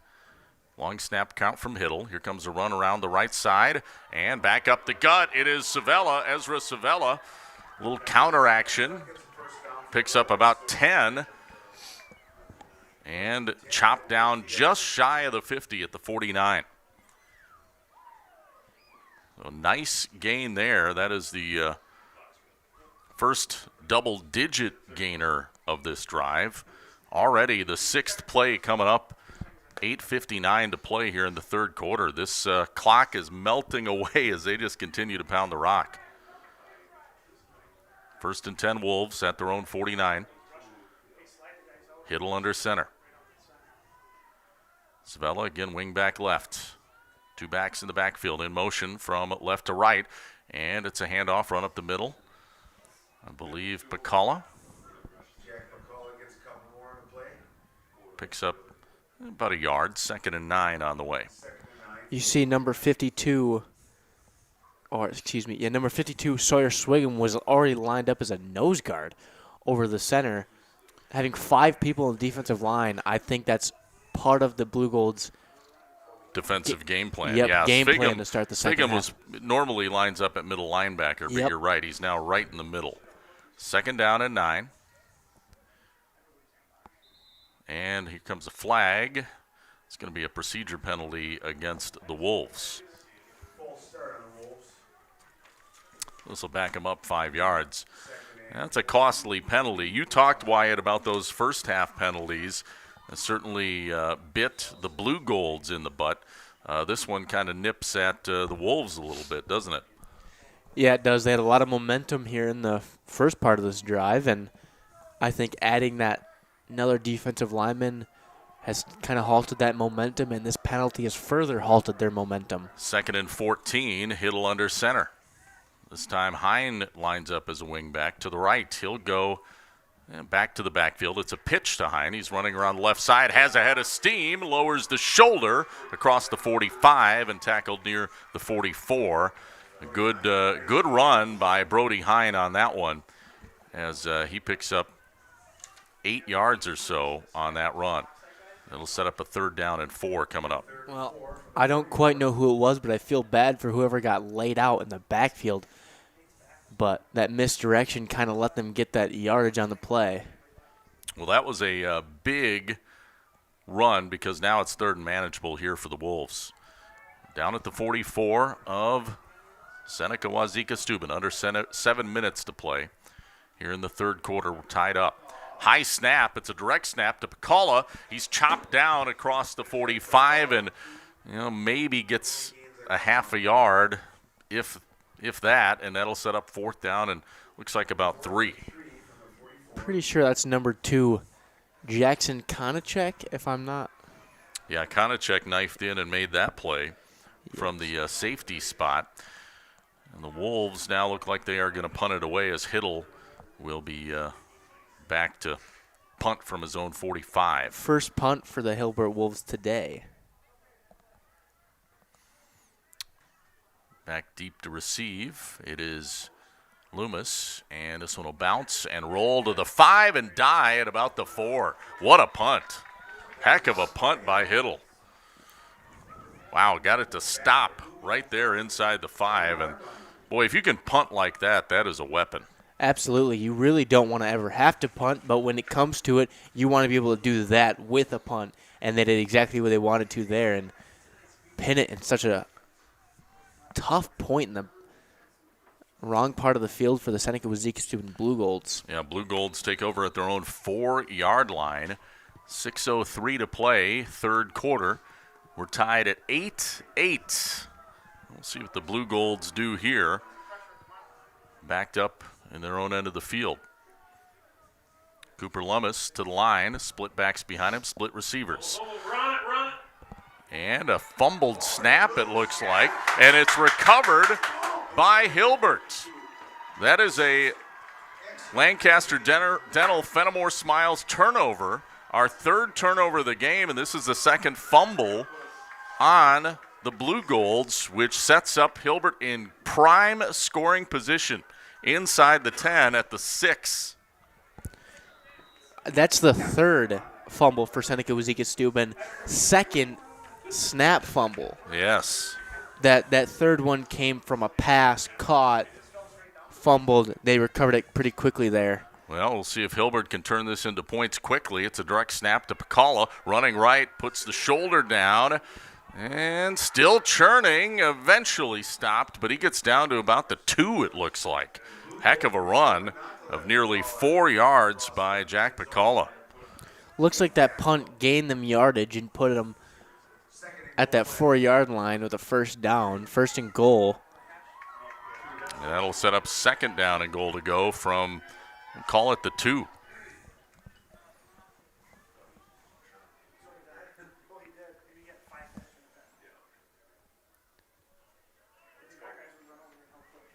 Hilbert Wolves knocking on the door, trying to take the lead here in this third quarter. 5:16 to play.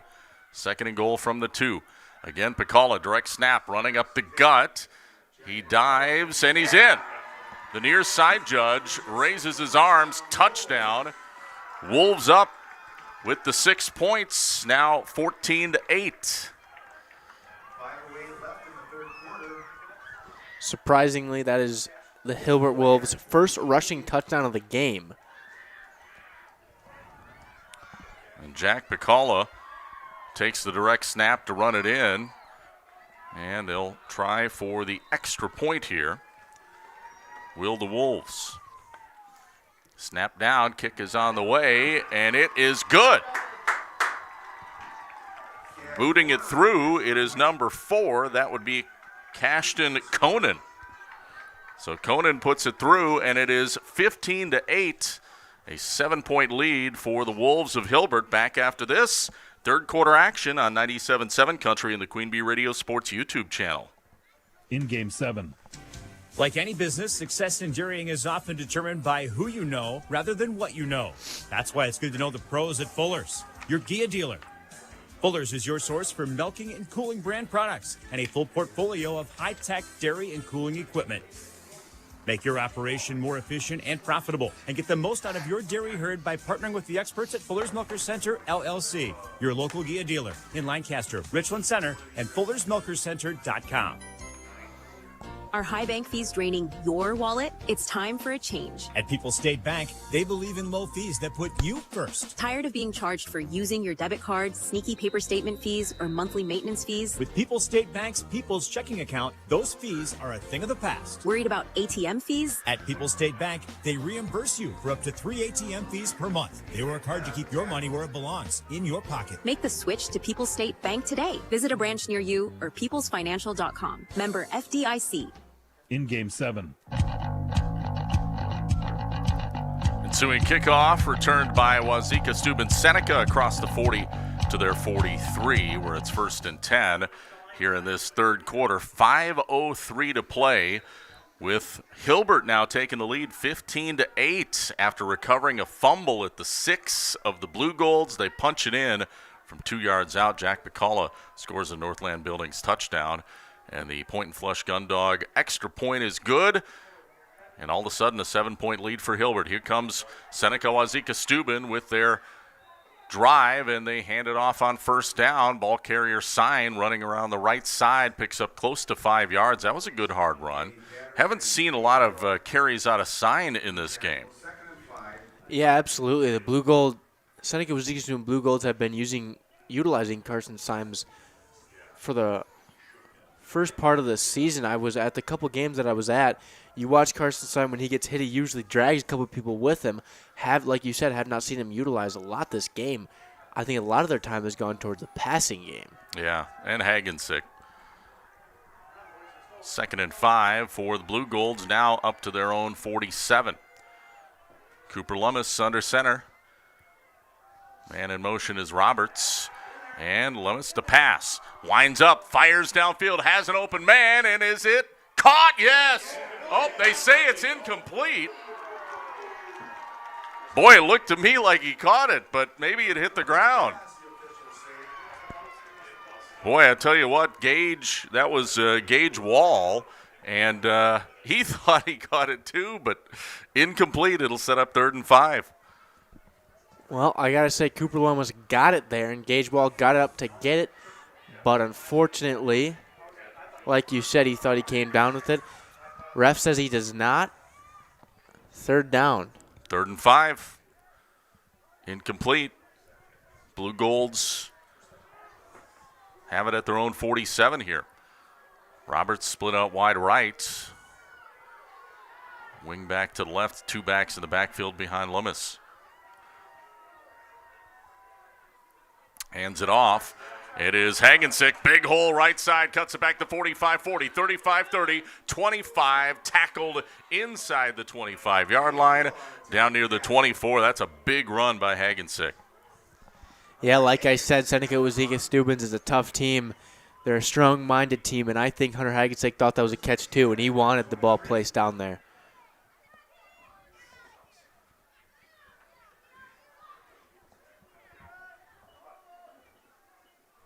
.35-yard run by Hagensick, and sets up a 1st down and 10 for the Blue Golds.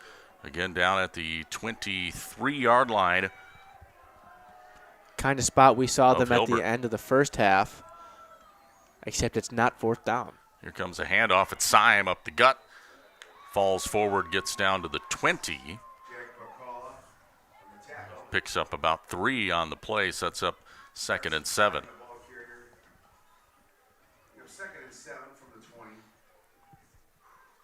3:14 to play here in the third quarter. A 7-point lead now for the Hilbert Wolves, but all of a sudden, back inside the Bitech green zone are the Blue Golds from Seneca Wauzeka-Steuben. Cooper Lummis to the line. Wing back or receiver split out wide left. 2 backs in the backfield. Gives it to Hagensick. Tries to bust it outside. Stiff arms a man. And then he is wrapped up and taken down for, I would say, maybe a 1-yard loss or so. Well, he worked pretty hard to try to get it up back to the line of scrimmage. Great defensive play by the Hilbert Wolves, not allowing him to get to the line of scrimmage for that 1-yard loss. Yeah, good pursuit, and he's going to lose a yard. 3rd down and 8 coming up.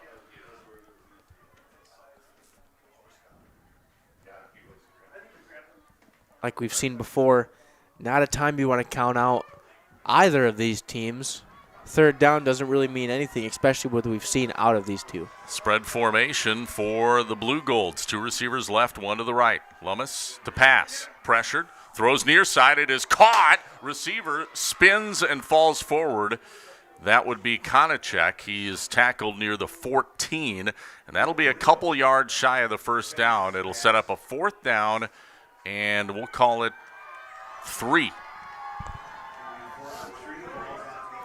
Well, he tried hard to scavenge up those last couple of yards. Wasn't quite able to get it. I'm excited to see what the Seneca. If he had kept his footing, he would have gotten the first down. But just bumped enough that he had to fall forward. And you got to take that, especially with what the field position is right now. One more step could have gotten you the first down. 4th down, again, spread formation, ball on the near side hash, 4th and 3, and a timeout is taken on the field by the Blue Golds. We'll keep it here. Minute 13 to play here in this third quarter, and it's a 7-point lead for the Hilbert Wolves right now. Well, almost through the third quarter, Seneca Wauzeka-Steuben has not had a single penalty yet. So the Millies fix that you suggested so far, so good. Absolutely, and they're going right back to that passing game, and they're getting awfully successful with it. Unfortunately, 4th down. I'm excited to see what Seneca Wauzeka-Steuben is going to pull out of their sleeve. Not a team you want to count out when it's 4th down. 3 yards to go. Not to go back to the well, but of course the touchdown was scored on a 4th down play back in the first half. Exactly. So, big 4th down coming up. 4th and 3 here for the Blue Golds. They're down at the 17 of Hilbert. Working out of the gun. Lummis, man in motion is Roberts from left to right. 3 receivers right, 1 left. Lummis to pass. Fires towards the end zone, incomplete. That one was wide of the mark. I think it was intended for Syme, but he never broke that way, and the ball just landed incomplete in the end zone. Yeah, that Hilbert defensive line was able to get in the backfield pretty quickly, not giving number 4 Cooper Lomas the time he needed to make that pass. Great defensive play by the Wolves. I wish we had a crowd mic out there, because it got loud as all get out in this press box. Yeah. Unfortunately, we're too far back from the windows. We can't have a crowd mic, but take our word for it. Very pumped up here. 15-8, Hilbert on top by a touchdown. They take over on the turnover on downs at their own 16-yard line. Long snap count, and Hiddle, the quarterback, going to give it to Brody Hine around the left end. And he maybe picks up a yard. That's it, if that. We'll call it 2nd and 9.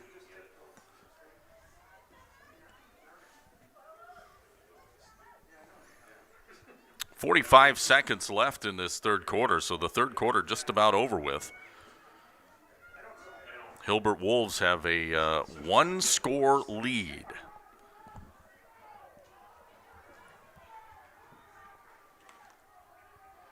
Again, Nate Hiddle under center. Hands it off, and swimming through the line, swimmingly, is Spicala. And he gets a first down. Picks up almost 12 yards. Nice run.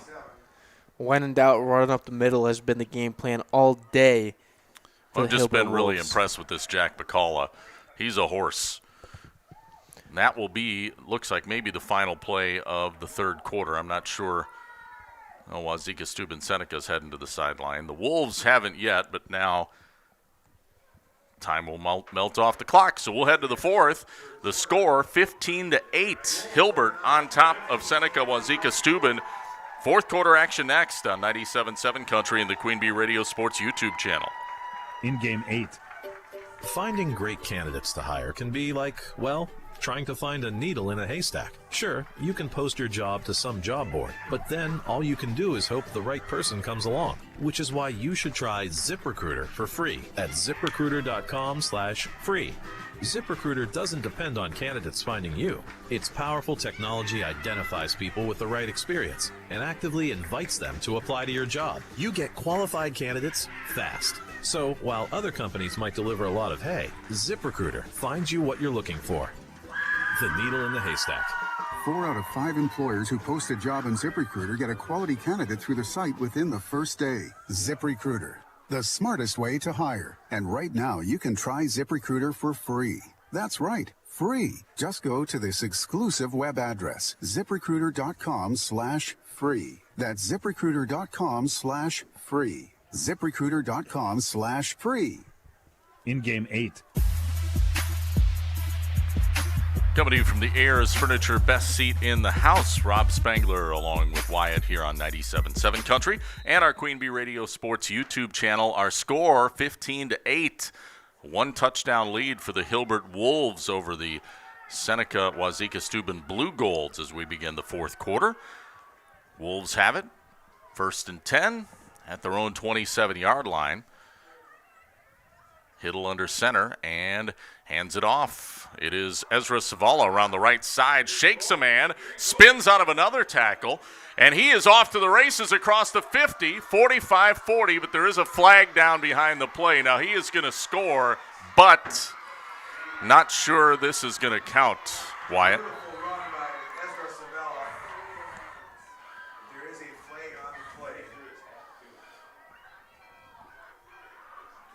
There's actually a couple flags back there. I see 2 flags on the ground. And it will be a hold. So, an electrifying run by Ezra Savala, but going to be wiped out. Well, like I said, penalties are a problem this game, and so far, Seneca Wauzeka-Steuben has fixed theirs. Hilbert is back to the races with 2 in the second half. Yeah, those Pinks Automotive penalties, boy, they can bite you. Yes, they can, especially when you run 60 yards downfield and then get it taken all the way back. Yeah. Yeah, that was a tough one, tough pill to swallow if you're Hilbert.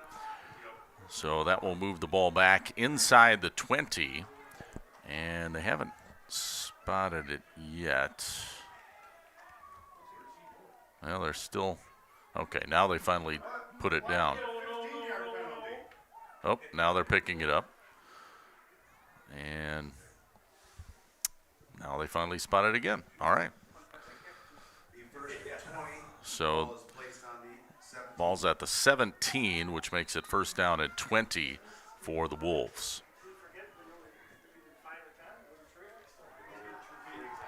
11:43 to play. We're in the fourth quarter. Touchdown lead for Hilbert, 15-8. Hiddle, 3 backs in the backfield. One of them now resets at the line. Here comes a run play. Hine. Oh, fumbled the ball. It's picked up by Seneca Wauzeka-Steuben, and they will score on the fumble recovery touchdown. Number 2, Jackson Konachek picks the ball up and runs into the end zone. Wow. Picking up the fumble by Brody Hine and taking it in, and just like that, the Blue Golds are back within a point, 15-14. How the turntables. We saw this at the end of the first half. A penalty could have costed you a score. A penalty here costed you a score. And now they are back up here with a chance to tie or go up a point, depending on what Seneca Wauzeka-Steuben chooses to do with the ball here. Konachek with a scoop and score fumble recovery from 16 yards out. And now an extra point attempt is coming as Cooper Lummis trying to boot it through. Roberts the holder. Snap. No, it's a 2-point conversion. They fake the 2-point, or they fake the extra point. The throw is incomplete. Intended for Hagensick, I believe, but it's incomplete. And so a 1-point lead still for Hilbert, 15-14 after the failed 2-point conversion attempt. Well, he looked like he wanted the flag there. He looked like he wanted the pass interference there. Ref does not agree. 2-point conversion is failed. Yeah, so tricky 2-point conversion attempt, too, because it sure looked like they were going for a traditional extra point. And it was well defensed by the Wolves. You have to give Hilbert credit for that one. They were not surprised by the fake extra point / 2-point conversion attempt. Yeah, absolutely. That's something you see in Madden, not in high school football. Not something you'd expect to see, but you got to be ready for everything level 2 playoffs, right? Absolutely, and it looks like Hilbert Wolves would agree with you there. They had really no step up there. They were able to stop that pretty easily. So, ball on the tee, and the Blue Golds will be kicking off. Ezra Savala back deep at his own 15 with 11:33 to go here in this fourth quarter. Still plenty of time to play, but now a 1-point ball game. Here comes the kickoff. It'll be fielded at the 25 and bringing the ball up the field. Number 15, Aaron Hallbach, across the 35 to about the 37. Looks like it'll be 1st and 10 there for the Hilbert Wolves. And make it the 38, actually. Fourth quarter here, 11:26 to play. Again, a 1-point game, 15-14. We got a thriller at level 2. Split receivers, one to either side. Pistol formation here. Is this Hiddle or Savala at quarterback? It is Savala. And he's running it right. Cuts it back, spun down. Nice run, though. Picks up nearly 5 yards on that carry. And actually looks closer to 6. 2nd and 4 coming up. Nice run. Ball security has to be of the utmost importance if you're Hilbert right here, doesn't it? Ball security and taking care of their penalties, I think, are the two most important things Hilbert needs to do here to control the game. Man in motion, left to right. Hine and Savala. Option play gives to Pacala, and he breaks a tackle. He's across the 40, 30, 25, 20. Stiff arms a man, and he will score. All the way from the 44-yard line. That is a 56-yard touchdown run by Pacala. You got to give that 56-yard run. You got to give your offensive line a lot of credit there. It almost looked like there was no defensive line in that play whatsoever. Really no problem getting into the second line. Great stiff arm. Well, what an answer back by Hilbert as they have increased their lead now, 21-14. The extra point is good. Booting it through, Cashton Conan. And the score, 22-14. Hilbert taking their lead from a 1-point lead now to an 8-point lead. As this fourth quarter still has, again, plenty of time to go. 10:35 left, but boy, that was a huge Northland Buildings touchdown run. 56 yards by Jake Pacala. You know, I called him a workhorse earlier, but he showed off some long-range speed on that one. Absolutely, and like I said before, a lot of credit to the offensive line, a lot of credit to the backfield. That offense is really working like a well-oiled machine, able to do whatever they want. Unfortunately, they did have that fumble that led to Jackson Konachek carrying into the end zone, but that did not stop their momentum one bit. Well, we'll see how the Blue Golds answer back. Down 22-14 now. Hilbert on top. Schneider to kick off for the Hilbert Wolves, and it's returned. Ball carrier across the 35 up to the 36 before he's finally tackled to the ground. I think that's Gage Wall, return man. And there's a flag, a Pinks Automotive penalty on Wauzeka-Steuben Seneca. First penalty of the second half for Seneca Wauzeka. Not the time you'd want to get it, especially in such a close game. Yeah, 10:29 to play. Fourth quarter here, they'll mark it off from the 36 and put it back at the 26. So 1st and 10 there for the Blue Golds, their own 26-yard line.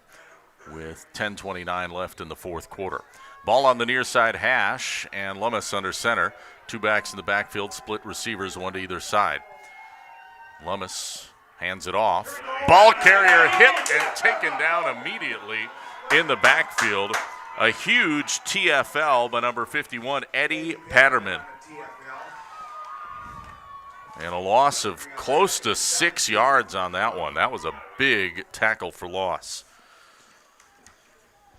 Yeah, I know. Head coach Ben Krieger talked about winning in the trenches, moving the ball, and stopping the ball. And if that's not something you've seen today, you are not watching the game. These guys have really been able to do whatever they want in the trenches. Like I said, stopping and moving the ball. A lot of control here. Second down at 16 now for Seneca Wauzeka-Steuben. Two receivers right, one left. Lummis, he'll run with it himself and has a seam on the left side before finally rumbling near the 30. He's tackled around the 29, and that'll set up a third down and still long, probably 3rd and 7 coming up for the Blue Golds. Well, a little bit more manageable than where they were before that. Like you said before, I don't think we can count them out just yet. Nope. Still enough time that I don't think this is necessarily two-down territory, especially on your own end of the field, but big third down coming up for the Blue Golds. Two receivers right, one left. Shotgun here for Lummis. Takes a snap, he'll run it again, and spins, but not going to get enough for the first. He's tackled shy of the 35 at about the 34. He's almost 2 yards shy of the first down.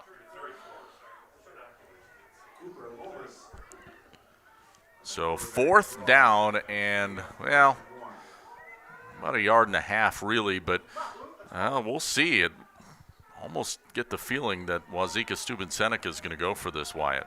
Yeah, 100%. They went for it when there was no score on the board. I think they're going to go for it when they're only down 1, especially with Hilbert holding the ball for as long as they did at the end of the second quarter. They don't want them to get the ball back now.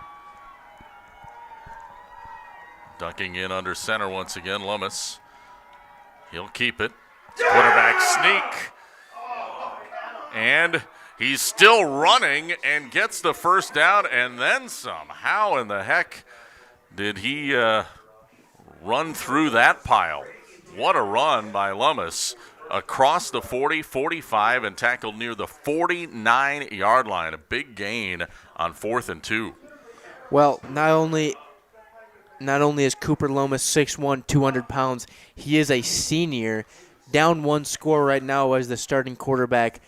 I think part of the fact that he carried 4 Hilbert Wolves for him for a couple more yards, he does not want to leave the field tonight with a loss. Well, down 1 score and a 2-point conversion, so they have some work to do the Blue Golds. Here comes a handoff to Syme, running right, spins and dives forward across the 50, down to about the 48 of Hilbert. He picks up 2, almost 3 yards on that one.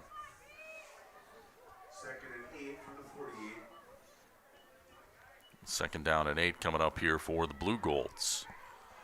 If I know anything about Seneca Wauzeka-Steuben seniors, they want to finish the season out strong. Same thing with the Hilbert Wolves.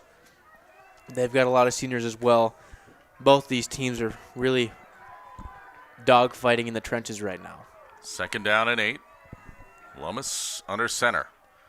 Play action. Here comes a swing pass to Roberts around the left side. And a great open field tackle by Ezra Savala. He did not let Roberts get around him, and it's no gain. So third down and 8 coming up. Boy, when your corners are making tackles like that out in the open field, that is impressive. Absolutely. It looked like Hilbert Wolves read that one pretty easily. And great open field tackle for not allowing a gain there. Great defensive play. I'm excited to see what their defense can do here, third down territory. Yeah, third down and 8 for the Blue Golds. Wing back right, 2 backs in the backfield. Lummis under center, hands it off. Big hole right side and busting through is Hagensick. Haven't seen him in a while. He gets a first down run. Big gain as he picks up close to 10 on that run down to the 37 of Hilbert. Seems like the Hilbert Wolves forgot about him, and unfortunately let him right through the offensive line of scrimmage for that first down gain. So 1st and 10, a Sullivan Auctioneers Big Iron Realty first down for Wauzeka-Steuben Seneca. 2 receivers right, 1 left. It's an option run. Lummis going to keep it, busts it outside, and then tackled near the 30.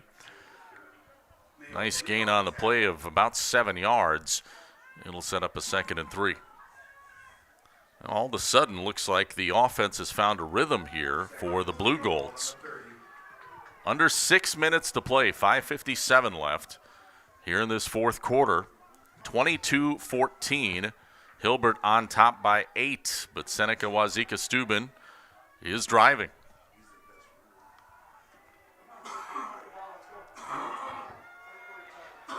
Receivers split out wide left is Roberts. Wing back right. Split backs in the backfield behind Lummis. And hands it off. It's Syme up the gut. Not a whole lot of daylight there. Stopped about a yard shy of the first down sticks. So 3rd and 1 coming up. 3rd and very manageable, especially with the consistency of the Seneca Wauzeka-Steuben Blue Golds on this drive. Well, last time they ran a quarterback sneak, we saw what happened. Ended up picking up about 12. So we'll see if they do that again, or maybe a halfback dive. Picking up about 12 with carrying 4 Hilbert Wolves defense with him. Lummis under center. Man in motion, Roberts, left to right. And it is a sneak.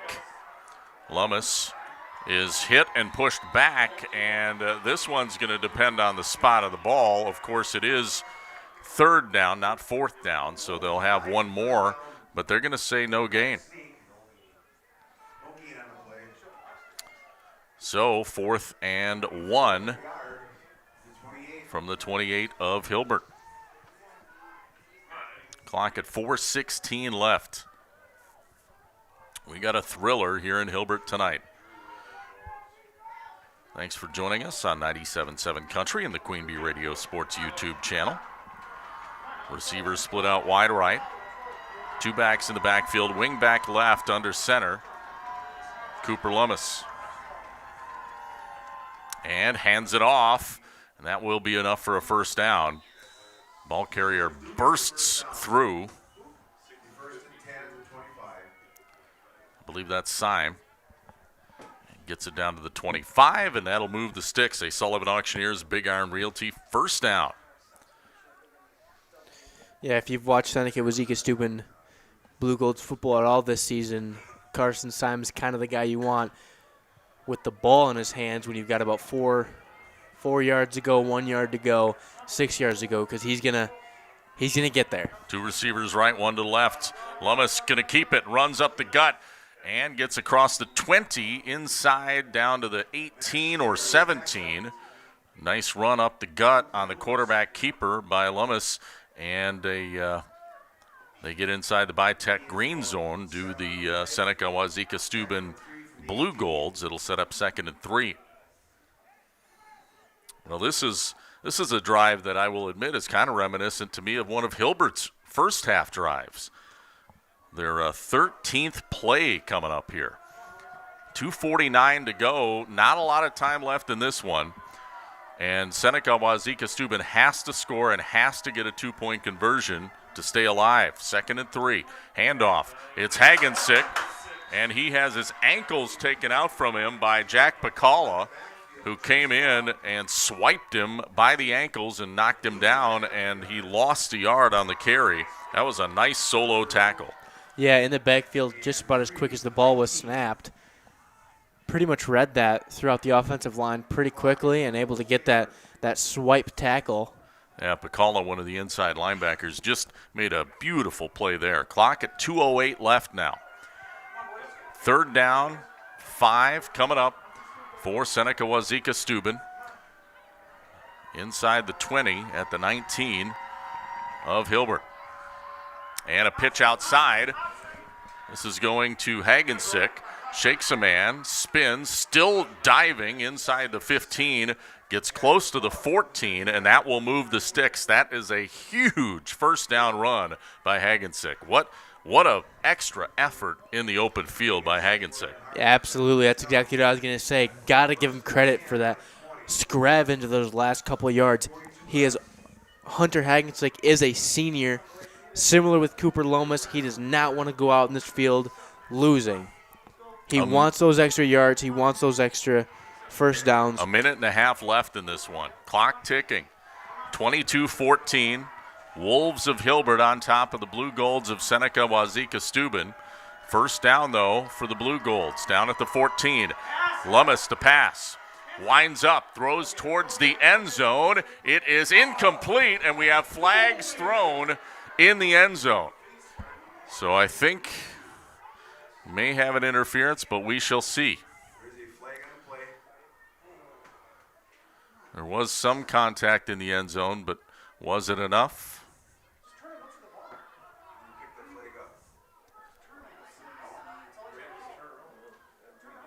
Still haven't seen an official signal yet. Well,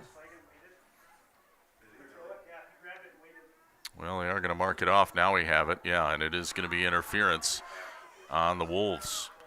So that'll move it inside the 10, down to about the 8-yard line or so. Well, you kind of noticed he had his hands up, but he was in motion towards that wide receiver. A minute 10 left, first and goal from the 8 for the Blue Golds. Man in motion left to right. It's an option run by Lummis, following his blocker's left side. Not much daylight, maybe a yard. That's about it. Well, I'd hate to go back to the well and talk about penalties again. Just about the worst time to get a penalty is this late in the game, only up by 1 score and a 2-point conversion. Yeah, those Pinks Automotive penalties can really hurt you. Again, though, the Blue Golds need a touchdown and they need a 2-point conversion. 40 seconds left in this game. One receiver to either side. Lummis, option play, pitches it outside. Hagensick around the corner. He'll dive in. Touchdown.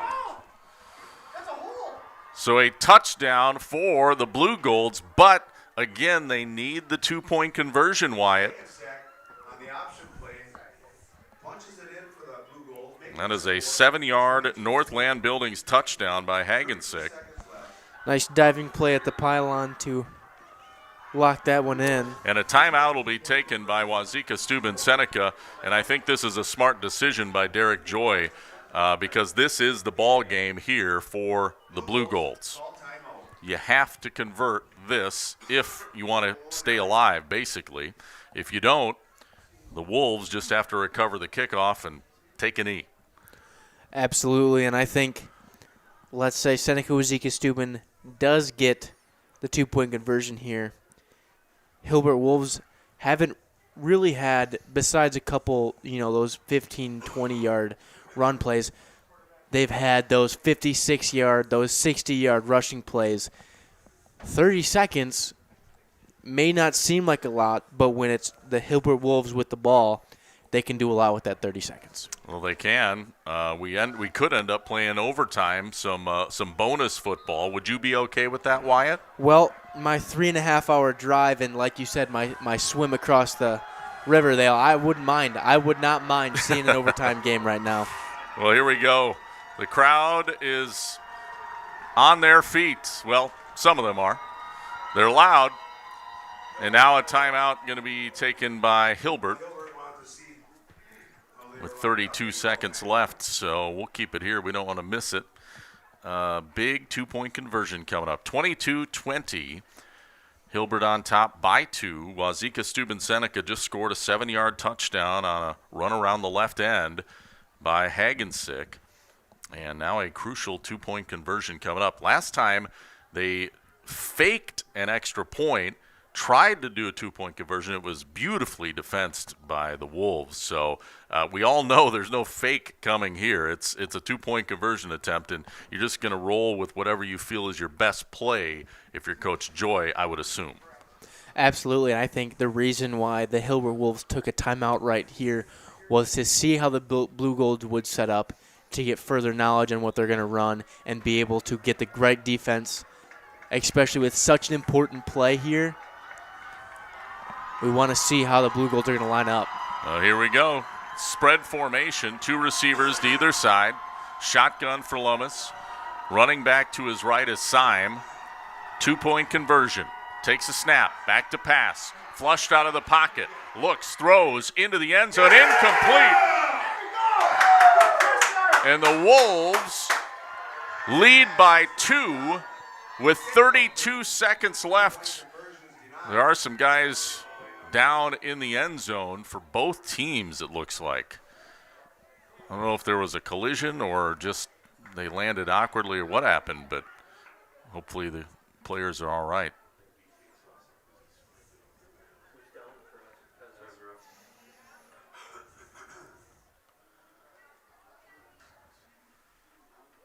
Can't see who it is, but we'll keep it here.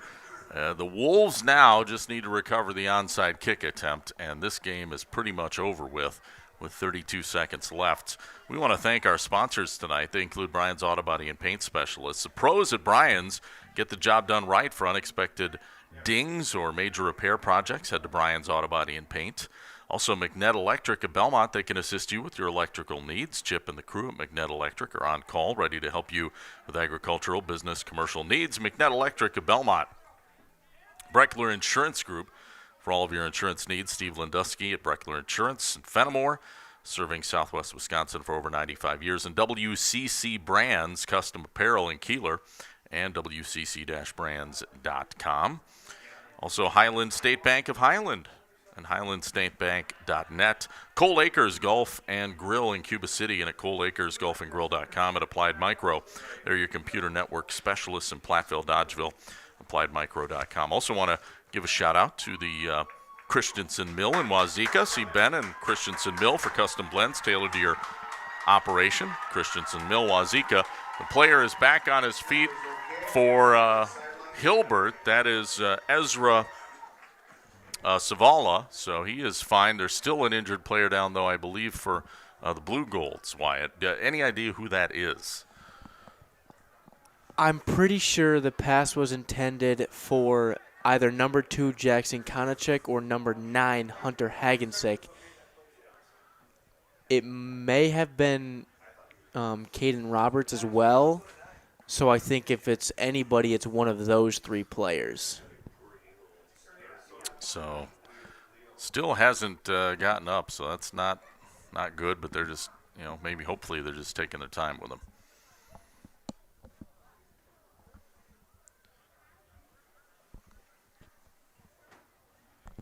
Well, like you said, Hilbert, all they have to really do here is field the ball. Recover the onside kick and take a knee, and you're moving on to level 3. Absolutely, they're moving on to level 3, and you can't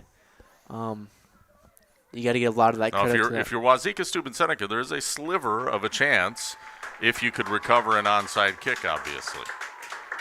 And the Blue Gold is back on his feet, so that's good to see. I think, can you make out who that is? I think it's number 9, which would be Hagensick. I have seen a lot of onside kicks from the Blue Golds, and I have seen a couple of them recovered. So I wouldn't count this one out completely, but, you know. Yeah, this is where you have the hands team, as they say, for the Wolves, and just got to cradle that ball. So we'll see what the onside kick looks like for Wauzeka-Steuben Seneca, but if they do not recover this, it is game over. Had a good one. Yeah, you got to get a lot of credit for that offensive line for the Hilbert Wolves, and you've got to give a lot of credit for the passing game and that rushing game for the Blue Golds. We'll see how this onside kick lays out, but other than that, great season, great game for both of these teams. I'm excited to see what this kickoff will do here. Cooper Lummis, kickoff. Puts the ball on the tee, and here we go. 22-20, Hilbert up. Takes a high bounce, fielded by the Wolves. Coming up with it is number 7. That would be Leo Polito. And he recovers it, and that is the ball game, folks. The Wolves will take a knee, and they will run the clock out, and they will move on to level 3. Heck of a fight tonight, though, by the Blue Golds. I see players hanging their heads. No reason to hang their heads. They played their tails off. Yeah, absolutely. Great football game. Definitely worth the long drive here. Great job, Seneca Wauzeka-Steuben, from a very impressive season. Great job to their seniors. Hiddle takes a knee. They will I don't believe a timeout will be taken. They'll just let it run. So that will be the final play of the game, and our final score is going to be 22-20. The Hilbert Wolves win it on a failed 2-point conversion attempt by Wauzeka-Steuben Seneca. Heck of a ball game, and they move on to level 3. We'll be back with our post-game show, the Reeves Wealth Management Edward Jones post-game show next here on 97.7 Country and the Queen Bee Radio Sports YouTube channel. In game 9. Speeding and reckless driving are leading causes of injuries and deaths on Wisconsin roadways. Whether you're an athlete or a spectator, control your drive on our streets, county roads, and highways to keep all travelers safe. Don't speed. Don't be reckless. Zero in Wisconsin. Together, we can save lives. This message from the Queen Bee Radio family of stations and the WIAA.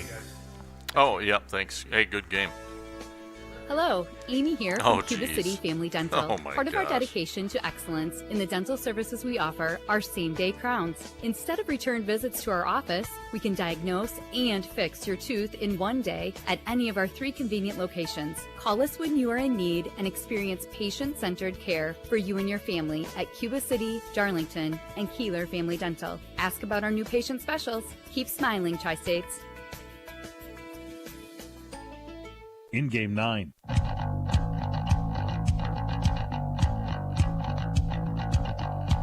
And welcome back to our post-game show. It's brought to you by Reeves Wealth Management, Edward Jones, and our final score is 22-20. Hilbert over Wauzeka-Steuben Seneca. And I'll tell you what a ball game tonight. We'll run it down for you on the post-game show. We'll have post-game stats. We'll also give out our awards, including Drive of the Game, Turning Point, Scrapper of the Game, and Most Valuable Player, all coming up next. Again, the final, 22-20, Hilbert over Wauzeka-Steuben Seneca. Back with more of our Reeves Wealth Management postgame show next here on 97.7 Country and the Queen Bee Radio Sports YouTube channel.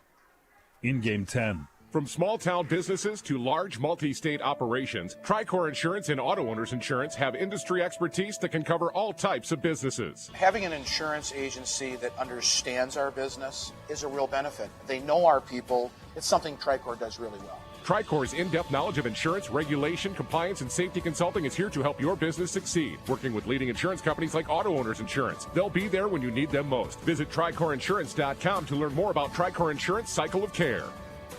Avercamp Auto Body in Platteville is a proud sponsor of 97.7 Country WGLR's Farm Calendar. Email your egg events to Bob Mittendorf at WGLR.com. The Farm Calendar airs weekdays at 6:35 a.m. This message is brought to you by Avercamp Auto Body in Platteville, celebrating 11 years in business. Our experienced staff will keep your vehicle in top condition. We use top quality parts to provide a high quality repair and quick turnaround time. Bringing your new car, older car, foreign or domestic vehicle to Avercamp Auto Body in Platteville today. In game 10. Hey, welcome back to the Edward Jones Reeves Wealth Management postgame show. Final 22-20. Hilbert moves on to level 3 of the playoffs. Wauzeka-Steuben Seneca season comes to an end tonight. And we're back with Wyatt. I'm Rob Spangler. Thank you for joining us tonight. We'll hand out some awards in a moment, Wyatt, but your final thoughts on this one. I got to give a lot of credit to that Hilbert offensive line. A lot of credit to their defensive line. Got to give credit to the whole team, honestly. They really picked it up after that first drive they had. They picked it up on the last part of that first drive they had. The touchdown, then they had a couple penalties here and there. They stopped them from scoring at the end of the first half. Got to give a lot of credit to Wauzeka-Steuben. Seneca Wauzeka-Steuben, they did a great job today. 22-20. We're just a 2-point conversion away from overtime. Yeah. Got to give a lot of credit to their seniors. They had a great season. They had a really great season.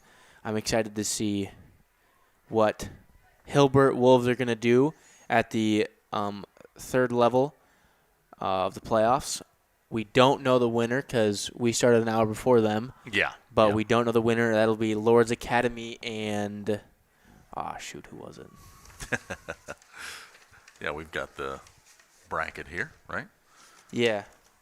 Somewhere underneath all 40 of my papers I've got.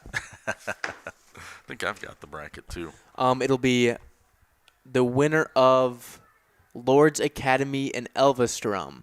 Oh, Elvestrom. Elvestrom. They're playing at UW-Oshkosh Titan Stadium. Hilbert will play the winner of that game. If Lord's Academy wins, it will most likely be a home game for Lord's Academy. If Elvestrom wins, it'll be another home game here at Hilbert. All right. Well, we'll be back. We're going to take another time out, and we'll hand out our awards coming up next and wrap up the post-game show. It's brought to you by Edward Jones Reeves Wealth Management. 22-20, Hilbert over Wauzeka-Steuben Seneca. Back after this on 97.7 Country and the Queen Bee Radio Sports YouTube channel. Post-game 4 minutes. If you're upgrading a home or business, call the trusted pros at Carey Seamless Gutters and Overhead Doors. They offer a premium selection of CHI overhead doors combining style, durability, and security for both residential and commercial properties. Need rain gutters to protect your building from water damage? Carey's has you covered there too. Learn more at Carey'sGuttersandDoors.com. They sell the best and service the rest. Get the quality you deserve at Carey Seamless Gutters and Overhead Doors, Belmont, and Prairie du Chien. Enjoy the colors of fall and take a drive to Raleigh Cheese House. Stop in and try our award-winning artisan cheeses like Dunbarton Blue, Red Rock, and Little Mountain. Try our own fresh, squeaky cheese curds made every week. We also carry many other local cheeses, a wide variety of snacks, deli sandwiches, and beverages. It is worth the drive to shop locally and taste the difference of handmade Wisconsin cheese at Raleigh Cheese House on the corner of Highways 11 and 23 Shellsburg. Finding great candidates to hire can be like, well, trying to find a needle in a haystack, but not with ZipRecruiter. Its powerful technology actively finds and invites qualified candidates to apply to your job. So while other companies might deliver a lot of hay, ZipRecruiter finds you the needle in the haystack. See why 4 out of 5 employers who post a job on ZipRecruiter get a quality candidate within the first day. Try ZipRecruiter for free at ZipRecruiter.com/free. That's ZipRecruiter.com/free. Protect your home and auto with a bundle from Progressive so you can stop worrying about them and invent new things to worry about, like snakes in your bedroom. Sure, that sounds incredibly irrational, but now that we've mentioned it, you are a little worried. The odds of one snake, let alone snakes plural, are so slim. But you might want to check. Oh, you're not near your bedroom. Guess you'll just have to sit there and worry about it. So let Progressive protect your home and auto, because you've got enough to worry about. Progressive Casualty Insurance Company, affiliates, and other insurers. Not available in all states. I'm Sawyer, and I'm Shannon. Together, we're Twin Stunts, the only twin motorcycle freestyle show in the world. We are born and raised in Wisconsin, so we want all our fellow cheeseheads to know that even though we clutch it up, hit 12, and drift in our show, we would never do it on the open road. And there's another thing we would never do on the road. Drive drunk. Drive sober or get pulled over. Together, we can save lives. Learn more at zeroinwisconsin.gov. Wisconsin DOT. It's a night of Bronx Bulls and big-time thrills as Battle for the Bluff Rodeo returns to Five Flags Center February 20th and 21st. 2 nights of heart-pounding, dirt-in-your-face rodeo action. Tickets are on sale at the Five Flags box office and FiveFlagsCenter.com. Save the date for the 2025 Holiday Auction by WGLR for Saturday, December 6th at Tim Slack Auction and Realty in Lancaster. If you, your family, or your business would like to donate an item, please contact Denise Deaton-Tolsman at 608-642-0523. The Holiday Auction supports the Grant County Food Pantries along with families and children with financial needs. Thank you to annual sponsors Breckler Lindowski Insurance Group, Tim Slack Auction and Realty, and TDS Telecom. It's harvest time, and Scenic Rivers Energy Co-op reminds you to be safe on the farm with this helpful tip. Be careful not to raise any equipment such as ladders, poles, or rods into power lines. This safety tip from Scenic Rivers Energy Co-op.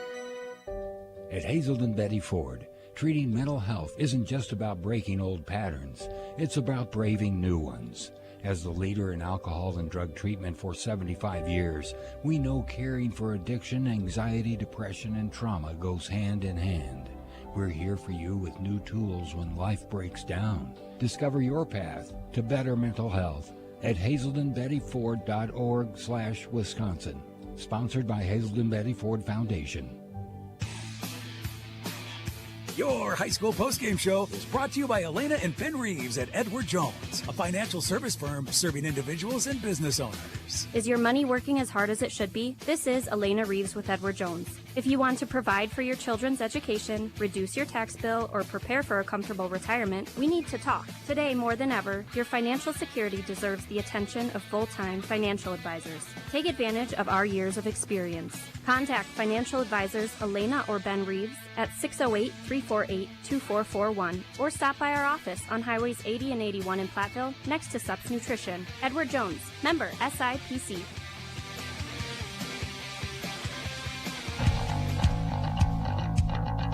Hey, welcome back to our Reeves Wealth Management at Edward Jones postgame show. Final tonight, 22-20, as the Hilbert Wolves knock off the Seneca Wauzeka-Steuben Blue Golds. Rob Spangler, along with Wyatt, back in the broadcast booth. Time to hand out some awards, Wyatt. And let's start with our drive of the game, which this one, it's interesting. We don't normally have short drives, but I think you and I were talking about it. This makes sense. It was the go-ahead drive, and it's hard not to go with that one, right? It's presented by Les Mack Automotive in Lancaster. Whether it's Chevy, Chrysler, Dodge, Jeep, Ram, or Ford, you can count on over 50 years of trusted hometown service, because at Les Mack, you always get more from Les. Drive of the game, early in the fourth quarter, the Hilbert Wolves took over at their own 38-yard line. First play was a 6-yard run. The second play, a 56-yard touchdown by Pacala, and that is our drive of the game. Jack Pacala showing not only does he have power for those hard charging runs, but then once he got into the secondary, he has some speed as well. So very talented running back, maybe a little underrated compared to some of the other guys they have, but 56-yard run, 2-play drive, and it put Hilbert ahead. The 2-point conversion was good. The extra point was good, which made it a 2-point lead at that point, and that was the difference. They win by 2, so that's our drive of the game. Yeah, absolutely. Like you said, it took the lead away from Seneca Wauzeka-Steuben, and I think it took a lot of the momentum. You could feel it in the press box and in the stands. The press box was shaking, and the stands, you could hear it from in here. The energy was insane. The difference was 2, and they got 2 on that drive. That drive, 56-yard run, it's no doubt. All right, well, our turning point probably has to come down to the last drive of the game for Wauzeka-Steuben Seneca. And that's brought to you by Tricor Insurance. Insurance plans built for you, your family, and your business. Contact Tricor Insurance. This was such an impressive drive, and honestly would have been the drive of the game had Wauzeka-Steuben Seneca won this game, or at least sent it to overtime, which is what it looked like may be happening. But it was 15 plays. The Blue Golds start at their own 26. They march all the way down the field. There was 10:29 left in the fourth quarter when they started the drive, Wyatt. 10:29. When they ended this drive, there were 32 seconds left in the game. You do the math. That's almost a 10-minute drive, nearly 10 minutes on the drive, 15 plays. They score a 7-yard touchdown by Hagensick around the left end, and then they had to go for 2, and that's the Tricor turning point. What did you see on that 2-point conversion attempt, Wyatt? Because it was Cooper Loomis, rolling out of the pocket, throwing into the end zone, left corner, and unfortunately the ball falls incomplete for the Blue Golds. Yeah, we saw it a lot today in this game. The offensive line was collapsing pretty early in any passing plays, which really wasn't giving Cooper Loomis the time he needed to make these plays. And made him roll out to the left, making him make an off-balance throw to a receiver that was already covered pretty harshly by that defense, who was expecting that passing play, being their rushing game, was so belittled by that defensive line. Great, like you said, great 15-yard drive, great 15-play drive, 10 minutes, passing, running, able to get the ball down, pylon dive for the touchdown. Unfortunately, that offensive line was not able to hold on and not give the time they needed to tie the game, and that, like you said, that's a turning point. That's the turning point that ends the game. Yeah, yep, absolutely. That's our Tricor turning point. All right. Individual awards. Let's hand out some individual awards. We'll start with MVP. That's Hermson's Ace Hardware and Home Center of Bloomington and Bottom of Maine Platteville.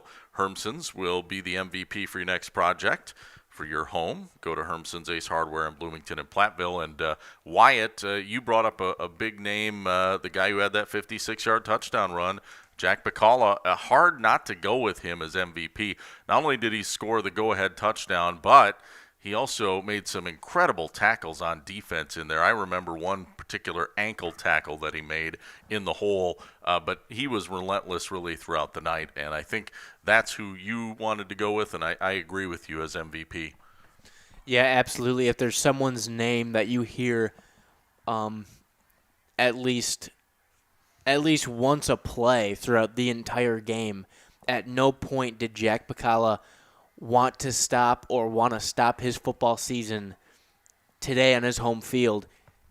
He wanted to keep it going, and he did that, and you heard his name a lot, especially with the 56-yard drive, those ankle tackles in the backfield.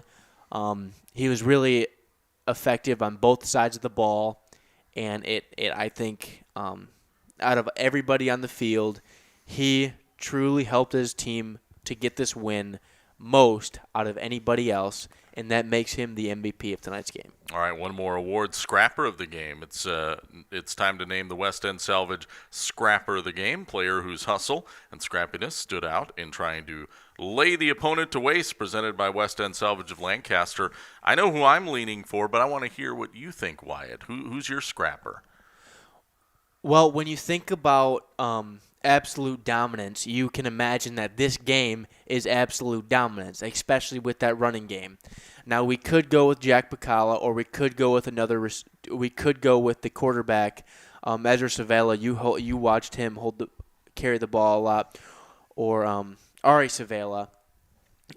Nate Hiddle, you see him holding the ball a lot, but every single one of these players had that offensive line in front of them, and that is who they ran behind the entire game, and they were the reason that there was 22 points up on that board today. Yeah, let's name them off. We've got the left tackle, Brady Plott, Jude Pacala, the left guard, center, Calvin Conan, Max Schneider, he's the right guard. He was a really solid player. And Eddie Patterman, we also mentioned his name several times. That whole 5-man offensive line up front, we're going to name them our scrapper or scrappers of the game because, yeah, that was that was a scrappy effort, wasn't it, Wyatt? Yeah, absolutely. Probably one of the most impressive outings I've seen from an offensive line.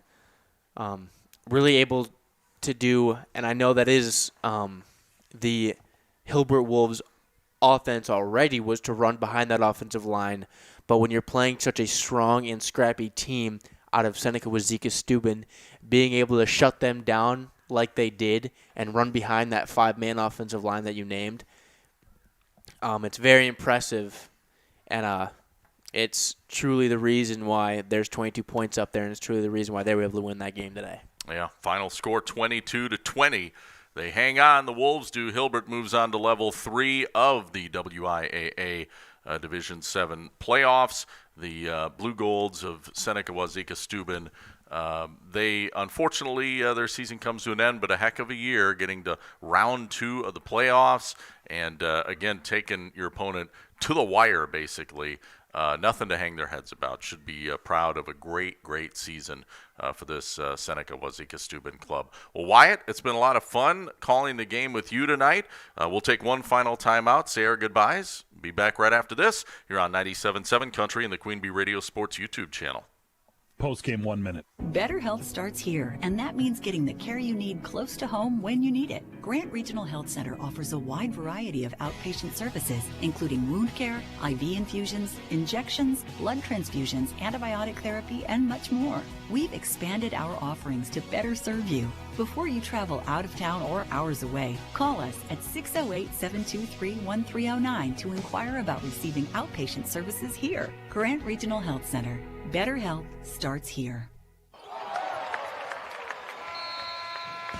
Milk has been building champions for centuries. Research shows that real milk builds pregame muscle, and low-fat chocolate milk restores postgame muscle for athletes like few other beverages. That's why the pros know they're gonna need milk to fuel their performance. Learn their inspiring stories at gonnaneedmilk.com.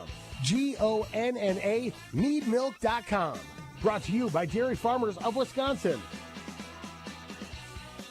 Post-game 1 minute. And checking in one final time, Rob Spangler along with Wyatt from Hilbert. We've got a long drive ahead of us, so we'll keep it short and sweet. But our final, again, 22-20, the Hilbert Wolves knock off the Seneca Wauzeka-Steuben Blue Golds. Wyatt, anybody you want to give a shout-out to before we wrap up here tonight? I got to give a good shout-out to Seneca Wauzeka-Steuben seniors. I know a lot of those guys, and I know a lot of those guys put a lot of effort and heart into their athletic careers, and especially into football. I want to give credit to the staff here. I had a lot of fun here. The grounds crew, they did a great job of allowing us to see the field so well.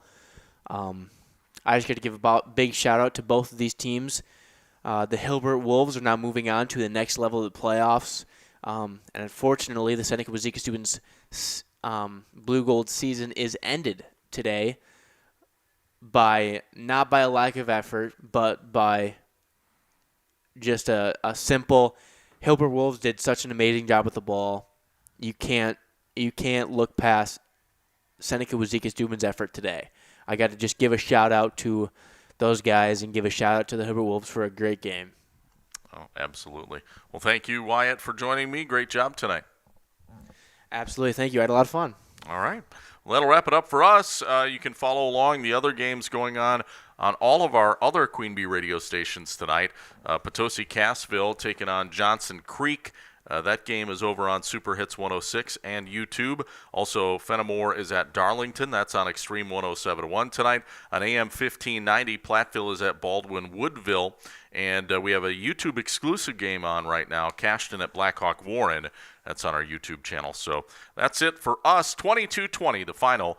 Hilbert over Wauzeka-Steuben Seneca. For Wyatt, I'm Rob Spangler for 97.7 Country WGLR FM, Lancaster, Dubuque, Galena. Have a great rest of your Friday night. This has been a Queen